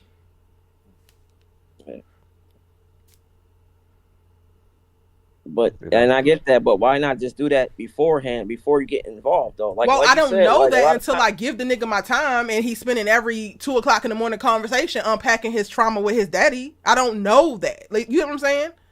Okay. The moment that I realized, like, oh, wait, I ain't getting what I need, but he getting what he need, he love it, and he da-da-da-da-da-da. Oh, no. Could I have stayed and still try to heal him through it, and in the hopes on the back end he gonna come back around and see everything that I need and be like, oh yeah, babe, remember I had left you hanging? No, I don't do that anymore. I could have done it, but I don't do it anymore. Yeah. And I know that sounds bad. I know that feeds into the narrative of, oh, black women don't want black men to be vulnerable. It's not like that. I have no problem with him being vulnerable, but in that particular setting, the start of our relationship, you're making no space for me. Romantically. I am providing a service for you. No. I get it, but I mean, I don't know. I feel like a lot of cases, men. I get what you're saying though, but I don't know. I feel like men too often they're playing like medics. You know, we gotta be the one to cover the wounds and stuff like that of things that some women know beforehand. Like, I think some things women know beforehand that aren't right with them, and it's like maybe just take a step back. Like, I think a lot of time, not a lot of times, but sometimes, like, women like to just accept, like, you know, companionship or just accept someone to be there for them, and it's like, you know, be there for yourself first, and men too. But I'm just saying, more oftentimes, like, you know, women should step back and be like, yo, I need to be here for myself. You know, like, yeah, it's good to have. I'm not sure it's good to have a man. For a man, it's good to have a woman. You know, for a man as well. You know what I'm saying? No, but I feel like a lot of times, like you said, people aren't healed. You know, and like the accountability and the self-awareness ain't there. You know, it's not. It's taken for granted sometimes, and then when it's too late, you get too involved with somebody, and it's like, fuck, I ain't right with myself. I feel like that's the selfish part I don't like, you know what I'm saying? Like, and it's not with just women. Like, men have done it. I've done it before, you know what I'm saying? I ain't perfect, you know what I'm saying? But just growing up and being a little bit more mature, you can see, like, where you fall at sometimes, and it's like, let me get that shit under wraps before, you know, unravels, and it's too late, you know, when you get too involved, and then what, you know? So it's like, I don't know. It's I don't know. It's a lot, man. But I get it. Like my man said earlier, you know, you gotta put the work in. You know, work on yourself is very important. You know, above all else, man. That's just my 2 cents about it. What's the work for you, Lou? Just if you had to identify what's the work that you're doing right now, unless you're not working on yourself, which is fine too. You don't have to be. I mean, for me personally, I feel like sometimes I'm nonchalant to shit. You know what I'm saying? Like, I just like, I let shit slide to an extent, and it's like, I can be a little bit more vocal about it. You know, just that's just one thing that's always been me. Like, I let shit slide, or I just like shake it off. Like, all right, fuck it, whatever. But I would argue, Lou, it's like that your work. I'm listening. I would argue that your work is unpacking why you are attracted to broken women. Damn. Fuck. Shit. Okay. You got an answer for that, or I'm just asking. I don't know all of your I've only, talked to you about one circumstance at length, Yeah, but yeah, yeah, yeah, yeah. I don't know all of your stuff, so I can't say what you're looking for. That's only for you to figure out. You got to figure out what you're looking for in companionship and in a Yeah. partner. You got to, and do you have some, do you pedestalize the idea of saving a woman?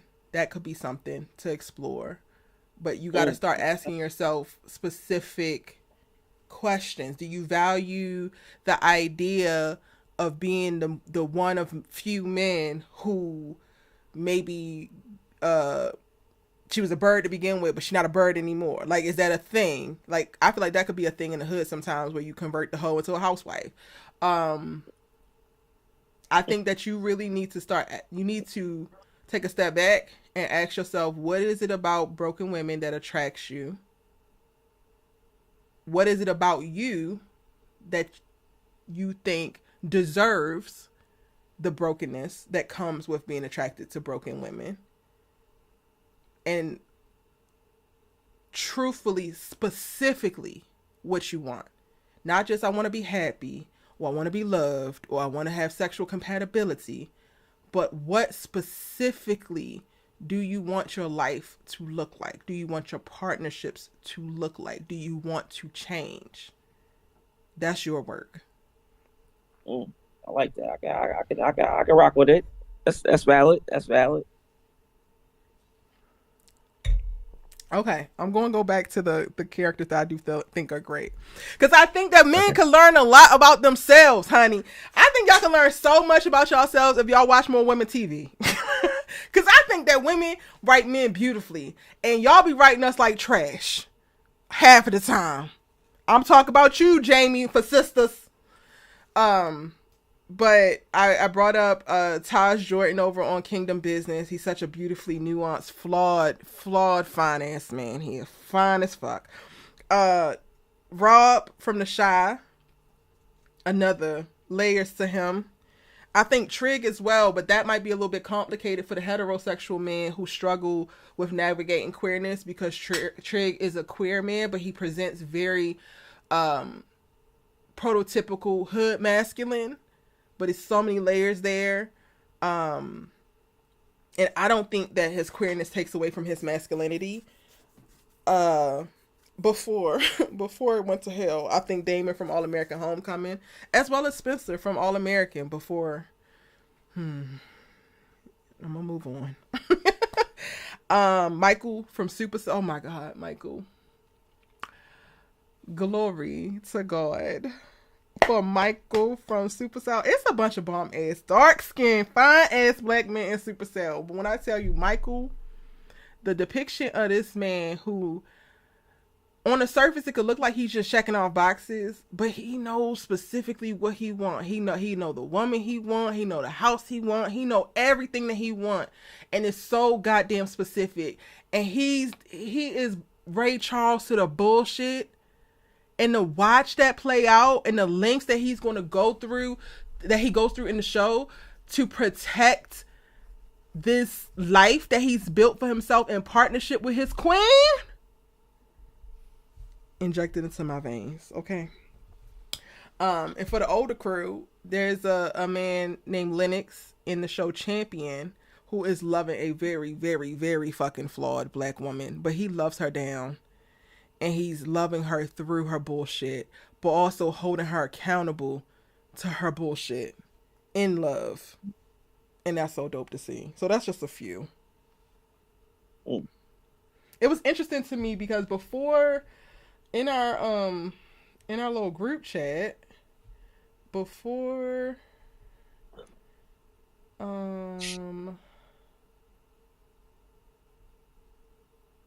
I think before you, Lou, most people didn't have. Oh no, Trey, you did have black men as your favorite characters. It was interesting to me how many of y'all's favorite characters were not black men. Yeah. But it could have something to do with not feeling like you have enough representation and connecting on the universal story level, which makes sense. I just didn't have enough time to go through all the characters like to break down which ones I actually like Mm, the most gotcha. out of all the stuff that I watched. So I just went with stuff that like my favorite shows and TV shows that I watch multiple times. Yeah. Yeah, because mine just came like to mind, and I was like trying to think like what basically kind of stood out, and I felt like those that I mentioned kind of stood out to me, and I was like, man, I like their character, and I can like But they I all can share the same thing. At least my people do. The same core essence. Mm, They're all pretty powerful men who present very masculine, but they also have like a deep well of empathy. mm. Okay. Come on, Yeah. deep well of empathy. We love that. mine is just like they're strong. They're stand tall of what who they are and stuff, and even with the struggles they go through. I mean, they still are themselves, and they always come out right on top. So, like I just feel like mine are just like more of that strong point that, like I said, we were discussing before, is that we need stronger men, role models out there that can help these younger generations to get where they want to, because again, this generation is not great, and it's not great right now. And like I said, we need that in this world right now. So Hmm. Trey, you said you don't watch Kingdom? No, that was Jalen that said he didn't watch. Was it? I don't remember who said they didn't watch Kingdom Business or didn't watch BT Plus. Was that you, I Trey? think that was Right on no, Lawrence. Was it Lawrence? yeah, I think it was Lawrence. Ah, it was Lawrence. Okay, okay, okay. Um, I really think that you would like Kingdom Business, Trey, if you don't watch it already. No, If I haven't watched it. But you said it's called Kingdom Business. mm-hmm. Uh, Let me- you watch The Shy, Antonio? No, that's the one. No, I don't. Oh, surprising.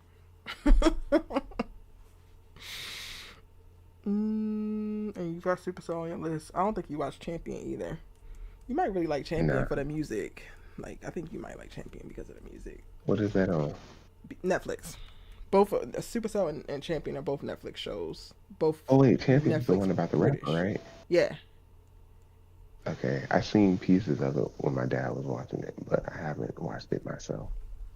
It's brilliant. I mean, the brother is a hot ass mess, so he would be in the category of, like, I guess not representing black men how y'all would necessarily want.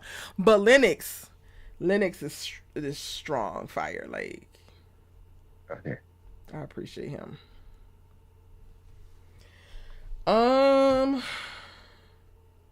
We kind of deviated, but it's all good.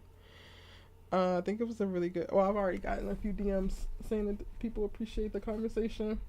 I appreciate y'all being open to unpacking this stuff. The one thing I wanted to go into, but I didn't really know how, which maybe we can do it on another part, was in y'all's conversation about good men, right? I think that it's easy to be clear and like, oh yeah, he's not aggressive and like not physical, whatever. But I think too many men don't realize how harmful they are outside of physical harm.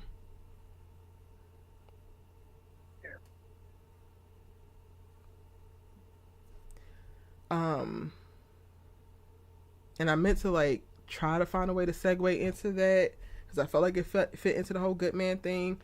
Um, but what are your thoughts on that statement? I can agree with that. I mean, I probably was one of those people.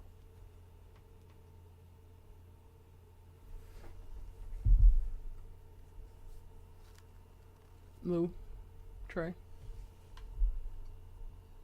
Can you say that question again? Um,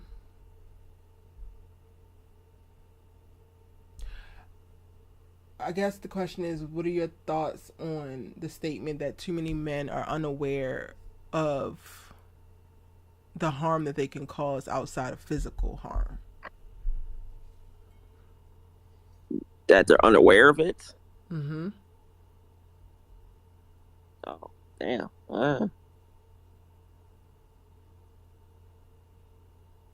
mean, I don't know. I I feel mean, like oh, go ahead, brother. Go ahead, brother. I mean, I guess for me is that, yeah, we talk about physical harm and stuff, but I guess just approaching a way to make them comfortable, if that makes sense. I mean, I guess, there is a trigger point to, certain people that, that we or vice versa, whoever might do more harm than none without just physically touching. And yes, like for me, it's a it's a complicated thing, but it's like, you're trying to like really understand is that, you know, you have to respect, you know, people in general, just the space of it all, but also kind of like, not impeding their space, not trying to harm them, but just, not sometimes we get a bad rap of like, we don't want to be that person that they were just with and they were like, all right, I'm already giving you a strike because you're that guy or something like that that we've seen before. But I guess for me is that it is hard to think that way.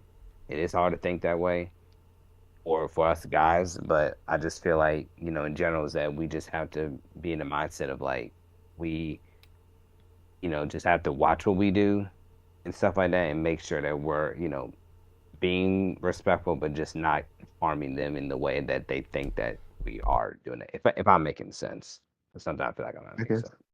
for me, I would say I was more like that, especially when I was younger, because I would move in relationships very selfishly. Like I would, especially when I was like a teenager, a lot of my relationships weren't really about the other person. I didn't really put them first. I didn't really think about them. It was more of like what I could get out of the relationship than the other person. Gotcha. And I didn't move very intentional, and I was really careless with some of their feelings, which I didn't realize until I got a little older. But so yeah, I think it's easy for men to be careless and unintentionally hurt their partner because a lot of times, especially as young boys, our focus is much more on ourselves than our partner. Yeah. Yeah.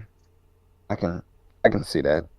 I Yeah. can see that because I guess for me, when I was, you know, growing up and stuff like that, I was never like the popular one. I was never the one that's been like, oh, you know, I'm the one that they want to talk to or everything like that. I was always to myself, and I'm always the one just like, hey, I'm not, trying to I'm trying to branch out. I'm trying not to be the same person, but I'm trying to better myself to be a person because I know from my own experience, I think it was probably my high school years, like my first 3 years, I was, you know, not the one to approach. Like I was the one to myself. I was always one that was quiet and I was like to myself a lot. And I think it was my senior year in high school, I started to branch out. I started to pour myself and be like, hey, I can do certain things that I didn't think I would be able to do. And, now I'm a better person from doing like to be a little more outgoing, not to like be like, oh, I'm way out there. Like, no, it's like baby steps of me being an outgoing more person and I'm comfortable being that kind of person. So, but I do, yeah, like I said, see what you're saying, Tony, because like, sometimes in relationships, it's a certain way, but it's growth too. Like we've all had our issues in relationships when we were younger and stuff, but then now we have a better understanding now when we're mature and we're older. We see what we, learn from that experience and take it into today's world now. So go ahead, Lou. I didn't mean to cut you off or anything. No, you good, man? Man, go ahead, man.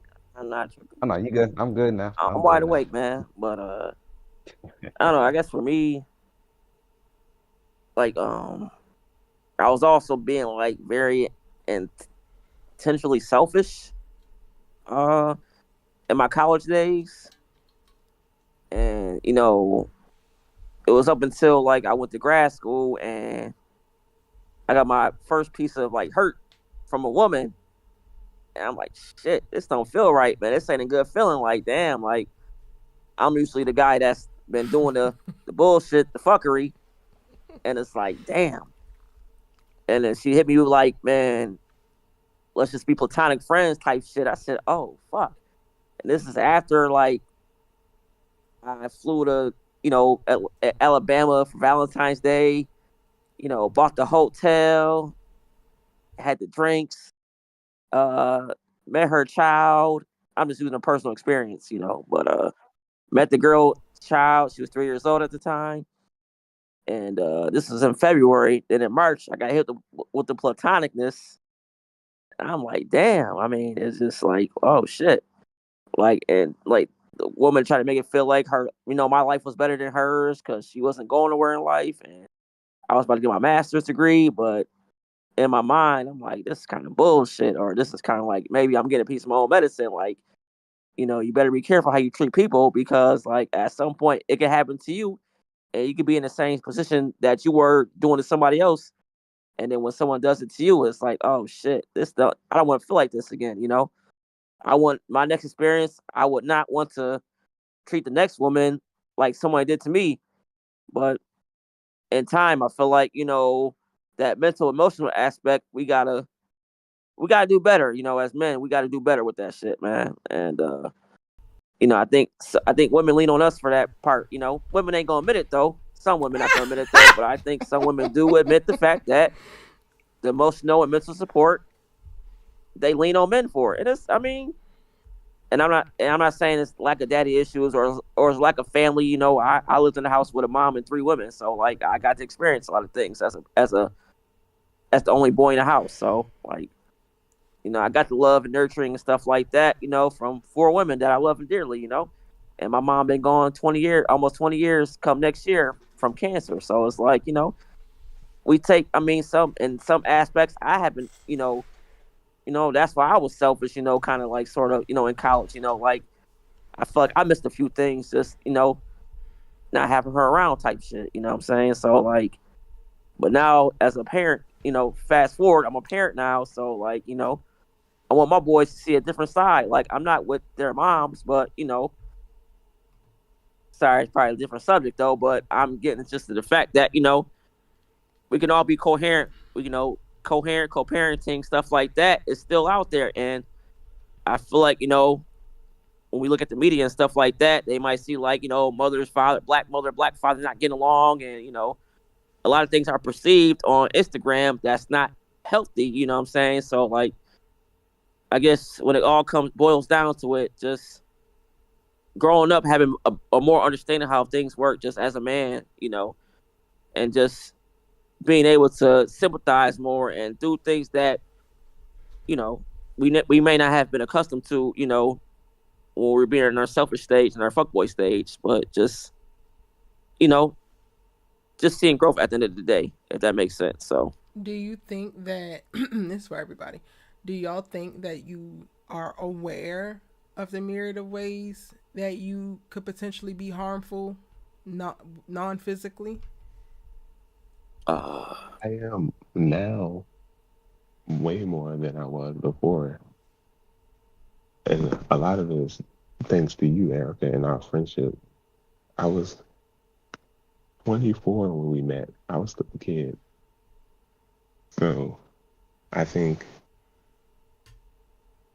being able to interact with people like you and Naya, Melissa, and all of the other women, it opened up a lane of communication and understanding that I didn't have before.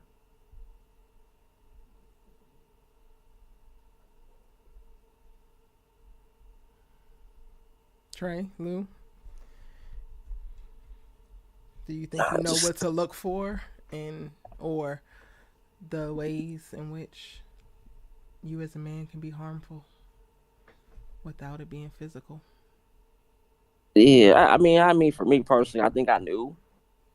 I just didn't give a fuck. You know, like I said, I was selfish. So, sometimes, oh, go ahead. My fault. Go ahead, bro. I say that, you know, but Trey, cut out.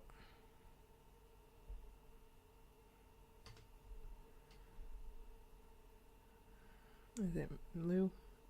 It cut out for Trey, so go ahead until he come back. All right, say that one more. So you say that question one more time. Now, you're good. Do you think you know the ways in which Oh, you now? can be? Yes. I mean, I'm not gonna lie. I knew back then too. You know what I'm saying? Like I knew back Lou. then, just not the extent. I didn't like. I knew, but you know the extent. You know, Well, even outside of relationships, like just for women, friends. period. Oh yeah, just like I said, I think I had a good idea. You know, like I said, I grew up. You know, just like the home style, just the life I grew up in. You know, I'm close to my sisters and my mother, so I kind of seen that. You know, but just I guess becoming a man of my own and just seeing like my own experiences. I guess you definitely understand a lot more. You know, when you're going through it yourself, you understand a lot more, and you can sympathize a lot more. Even though we don't do it enough. You know, I'm not gonna lie. That's one thing. You know, as a man, I feel like we don't do enough. We don't sympathize enough. But whether it's man to women or man to man, we gotta do more of that. You know what I'm saying? But question: do you know the difference between sympathy and empathy? Do I know the difference? I would think I do though, but I mean, me personally, I'm more of a sympathetic. I'm more of a sympathetic person. Yeah, women need empathy. I don't know. We need empathy. I feel like, yeah, you do, but sympathy is only going to take you I feel like not all men can do that. Like, I don't know. It's more work. It's probably more work being empathetic though, but I don't think everybody can do that though. You know what I'm saying? I don't think everybody can do that. So like, I think that's something that, when we talk about self-reflection, I think, being empathetic, I mean, even sympathetic. I mean, it sounds simple, but like I was saying earlier, not a lot of people, listening sounds simple too, but not everybody can do that. Not everybody has that concept of listening to people, or effective communication. That's simple too, but it's not reciprocated often as it should be. So I don't know. That's just my That's real. That's just my honest 2 cents though. And there's things I still got to work on, Like I appreciate you. No. Trey, before I move on, did you want to? Are you back? Can y'all hear me? Yes. Okay. Yeah. What I was gonna say is that yes, I would say sometimes, because sometimes we don't think that we're doing something wrong, but then we kind of realize in our minds like, well, like reality Can I pause hits, you real quick? And, like yeah. I'm sorry. I don't want to interrupt, but I will also, like, my friend is currently pushing me to adjust my affinity to using the words right and wrong, specifically wrong. So in this moment, I'm going to say hurtful. Can you replace the word wrong with hurtful? Doing things that are hurtful. So you're just replacing with wrong. Huh?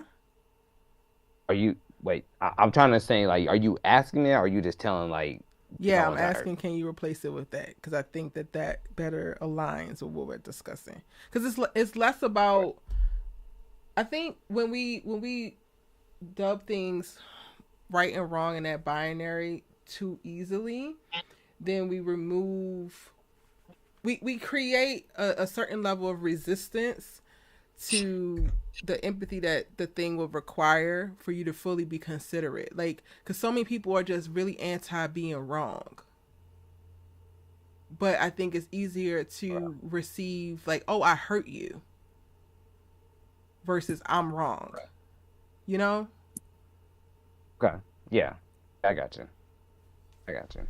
Okay. So but yeah, so that's kind of what I was like kind of saying is that we just have to realize that, and sometimes reality does, hit us, and we just like, oh man, like what we're doing is not right. We gotta go work on ourselves.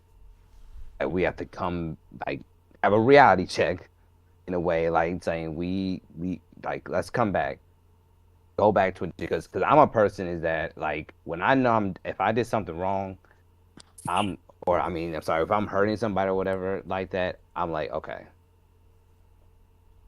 let's let's think about this. Like let's take time to see where did it go. Like you were trying to go somewhere, but then like oh wait, it didn't go the way I wanted it to go. So that's kind of like my mindset. I sometimes overthink, but then I also have to realize too is that as all of us do is that when something is not there, you have to be like, okay, recap because something stopped us from that moment. Something stopped, and I was like, okay, we can't do that no more. And that's kind of my mindset too is that I have to look back and be like, let's look what tripped us up on that end. So that's all I wanted to say on that point. Okay, this is gonna be my last thing because I didn't realize we was on here this long. Thank y'all. Bless y'all so This is the much for rewatch being all here. over again. This is the I rewatch know, all over. right? The One of the rewatch. things I did want to touch on, which we might not be able to fully unpack, but I do want to touch on the conversation around emasculation. Can you guys share with me your thoughts on the term, on that thing happening? Do you believe that it happens? Do you believe that it doesn't happen? Whatever you want to share as it pertains to that word. Um, uh, do I believe that I can see why people would say that, especially like recently in the media or the television medium. It does kind of seem like that, but I think that's just like a surface level. That's more of a surface level analyzation. Because if you zoom out big picture, there's a section of people that haven't been represented at all. And I think just now they're finally getting a more what's the word I'm looking for? They're getting a chance to be portrayed on screen for more than just like a joke. You Can you know give what I me an mean? example? Um, trying to think.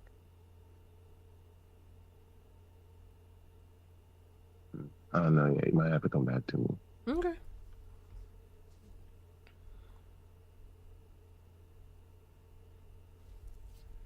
A comment was saying, thus not getting the opportunities that we we would like to see more opportunities for us to like branch and not be portrayed as weak or abusive or just that kind of that kind of thing. And Is that what you I'm believe emasculation to be? The portrayal of men in those lights? I've seen it. I've seen it like in maybe like if either it's in life in general or just maybe watching movies or something like that. I feel in that matter, but I also know that there's always time and work to be done to like portray it as that we're not a certain way, but we are people that are grinding and getting better and you know should deserve like accolades or just recognitions that we're not that person. I don't want you to think that I'm that. So in that matter, I would say in that matter, yes. Emasculation that happens. Okay.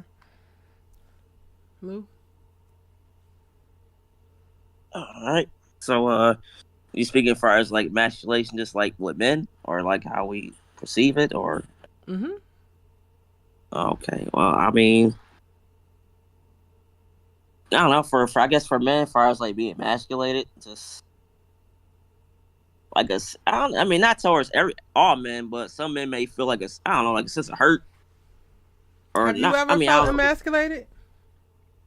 Me, maybe once or twice, like with like older women, like What did they do? they, huh? What did they do to emasculate you? No, I mean, just like well, one experience. I mean, maybe it might not be deemed as such though, but just like I don't like feeling like I'm being controlled. Like just like some experiences with older women, they have their ways and stuff like that, and they may try to bring that down upon you because they're older. They feel that they're deemed older and they know such and such how a man should be and stuff like that towards a woman. And I feel like we all have our own experiences, so I feel like sometimes they may try to like I might have felt some type of way, like, damn, why you talk to me like, why you talking down to me like this? Because you're older.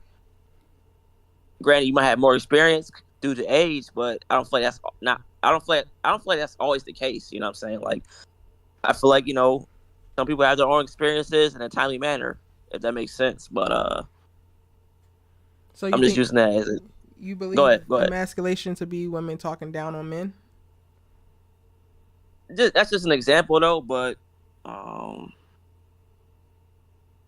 just like I don't know. I just feel like at the end of the day, when a man doesn't, I don't know, when he feels out of character, out of sorts, like emotionally, or like not even on the physical side, just like emotionally, just like he doesn't feel like he can be like himself, And I'm just Mm, saying I'm just saying as an example, you know what I'm saying? Like I yeah. feel like that's kind of taken away from the strength of a male, not even trying to be on some alpha type shit, just like you know, just taking away specific things, from a man. It's like, damn, I can't be who I want to be because you want me to perceive to be something that you experience, and it's like I don't deem that's fair. You know what I'm saying? Hmm. So that's where I'm getting at Do you as feel far like as like it how plays out a lot in television and in film that we're seeing a I lot of do sometimes emasculation of though, men? or like yeah, oh yeah, no, I do, or even small things like it was the one episode of All American. I mean, it may not mean too much though, but when Liv came and saw Spencer, and she was saying her feeling. This is after she rejected him in Vegas and stuff like that. But then, like, she came and she was drunk. I mean, fast forward though, Spencer said his love for her and stuff like that, and I mean, and well, Liv said her love for Spencer, but she was like under the influence of like alcohol and stuff like that. And then like, Spencer kind of took the fall. Well, he did take the fall for her, crashing the car and stuff like that. And it's like, in some instances, in real reality, some men might have felt like a bitch or something like that, or it might have felt like somewhat feminine, like damn, like I just did this shit and it wasn't really my fault type shit. And it's like I'm just, and Hmm. that might not be the best example though, but I'm just Hmm. saying like in a sense that he kind of felt like he didn't feel like I mean, it might have felt manly initially though, but deep down it's like damn man, like she kind of goaded me into this shit, knowing that it wasn't right though, but I had no choice because I'm the man in the situation though. But it's like damn, like did I really feel manly doing this shit? You know what I'm saying? Like knowing this shit wasn't right, but sometimes I feel like a lot of men were put in that position, like doing shit that's not really like in our best interest though. Well, we're stuck doing that, and I don't know. It may make us feel some type of way about it. I guess so. Mm. Yeah, Okay. Okay. so Now you know Antonio, you did can't you say figure? Vegas from the haircut. That right, Lou? That's a trigger word now. wait, say that again. So you know you can't mention Vegas from the air. You know that's a trigger for her, right? So Sorry, man. you can't be Sorry, mentioning. sorry. You know what? I've healed. I'm healing and I'm releasing this goddamn show. All I gotta do is make it to Monday, and I'm done. I'm done. It's the last You one. gotta do is go see Dr. Spears. That's all. Just go see Dr. Spears, and he'll be through Yeah, it go all. see Dr. Spears, and then hey, Coach Marcus might be able to help you too. I mean, I don't know, but may not be the best example. But Not him having hidden ass wives. Antonio, you good? You got your example, or you want to just move along? Let's just move on. Let's just move along. It's like 3 a.m. my time, and I think I'm getting loopy. Gotcha. Well, yeah. I mean, I'm not gonna push back. Like I said, recently I've gotten comments about a character on the Shy emasculating her man, and all I could actually identify her doing was like challenging his stupid decisions and like not just laying down and letting him run over her and being a complete doormat while he ran their damn family off of the goddamn side of a cliff. And so I have pushed back about that, and it makes me want to explore it more. But I feel like maybe we can like pick up in part 2 to fully discuss emasculation, both in media and in real life. Yeah. I'll be more alert then. This time went by really, really, really fast. I really appreciate y'all having this conversation and being open to it. Hopefully y'all be back for expanded versions, tied a little bit more to the show versus y'all trying to make Erica's ass go out here and chase these niggas. Thanks for opening up your platform for us, because I know you don't have to do that, but we appreciate it. What'd you say? I just said thanks for opening up your platform to us, because you don't have to do that, but it's appreciated. yeah, no, I definitely appreciate it though, sincerely. Well, I'm glad. Appreciate you asking us. I'm trying to be who Glad I to claim do to it. be, y'all. That's really what Need to the get guiding the group force back for me. again, man. Naya and Melissa, and it was a couple other people, man. That was some good times, man. Yeah, we're gonna have some. All right, well, All right. hopefully you guys enjoyed it. Shout out to everybody who's still in here with us live. We had a couple people pop through, and Shanoa going ham in the chat. I didn't get to read all the messages, but I'll go back and read them. If you're catching this on She was rewatch. spitting some of my life. She said what? She was spitting in there. Oh, I gotta go back and read it because I didn't catch everything. I gotta check it out. Drop your thoughts if you're catching this on rewatch in the comment section, and we'll be back for part 2. I don't know when, but we will be back for part 2 because we got to make sure that the men folk have a voice. Yeah. Have a good night, y'all.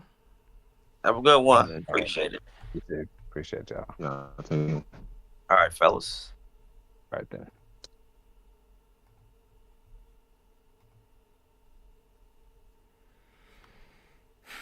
This was good, y'all. I didn't have a full plan. I just knew the topics I wanted to discuss and kind of like go from there. So we'll keep this going. Maybe this will turn into a series where we can speak specifically about scenes, scenes from specific shows as a whole, and then characters, males from across various shows in comparison to one another with their depictions. I think that there's still so much to be desired as it pertains to Black people and full representation in all of our diversities, like the subsets of whether it's gender or sex or intellect or whatever. They're just so unique and it's so nuanced, and there always could be more as it pertains to our representation in media. But I also wanted to have the very real conversation about, from what we are seeing, how much of it is true, and are we going to hold ourselves accountable to that? And I think it's really powerful to do so with Black men and be in conversation with them. So again, I thank everybody who joined: Antonio, Trey, Jalen, Lou, The Lawrence Report. Y'all can check out his channel. He actually has a YouTube channel titled The Lawrence Report. I really appreciate that, and being able to unpack it, because a lot of times on the internet, I find that there are not a ton of safe spaces for women to have conversations with men, just because of the miscommunication and the dissonance that happens based off of our experiences. So I'm hoping to carve out a space here on my platform so that we can have these conversations, so that we can unpack these things, and hope ultimately so that we can heal and evolve together, you know? All right. I'm about to go to bed. I appreciate y'all again. Hopefully everyone who gets to rewatch this also enjoys. And for real, if you watch it and you make it all the way to this end point, please at least put a comment and give this video a like so that I know that you got to watch it. Drop your favorite point, drop a question, drop a topic that you want me to explore in the next Talk with the Menfolk. I'm trying to figure out what the name is going to be. I appreciate you guys. I love you guys, and I'll see you in the next one.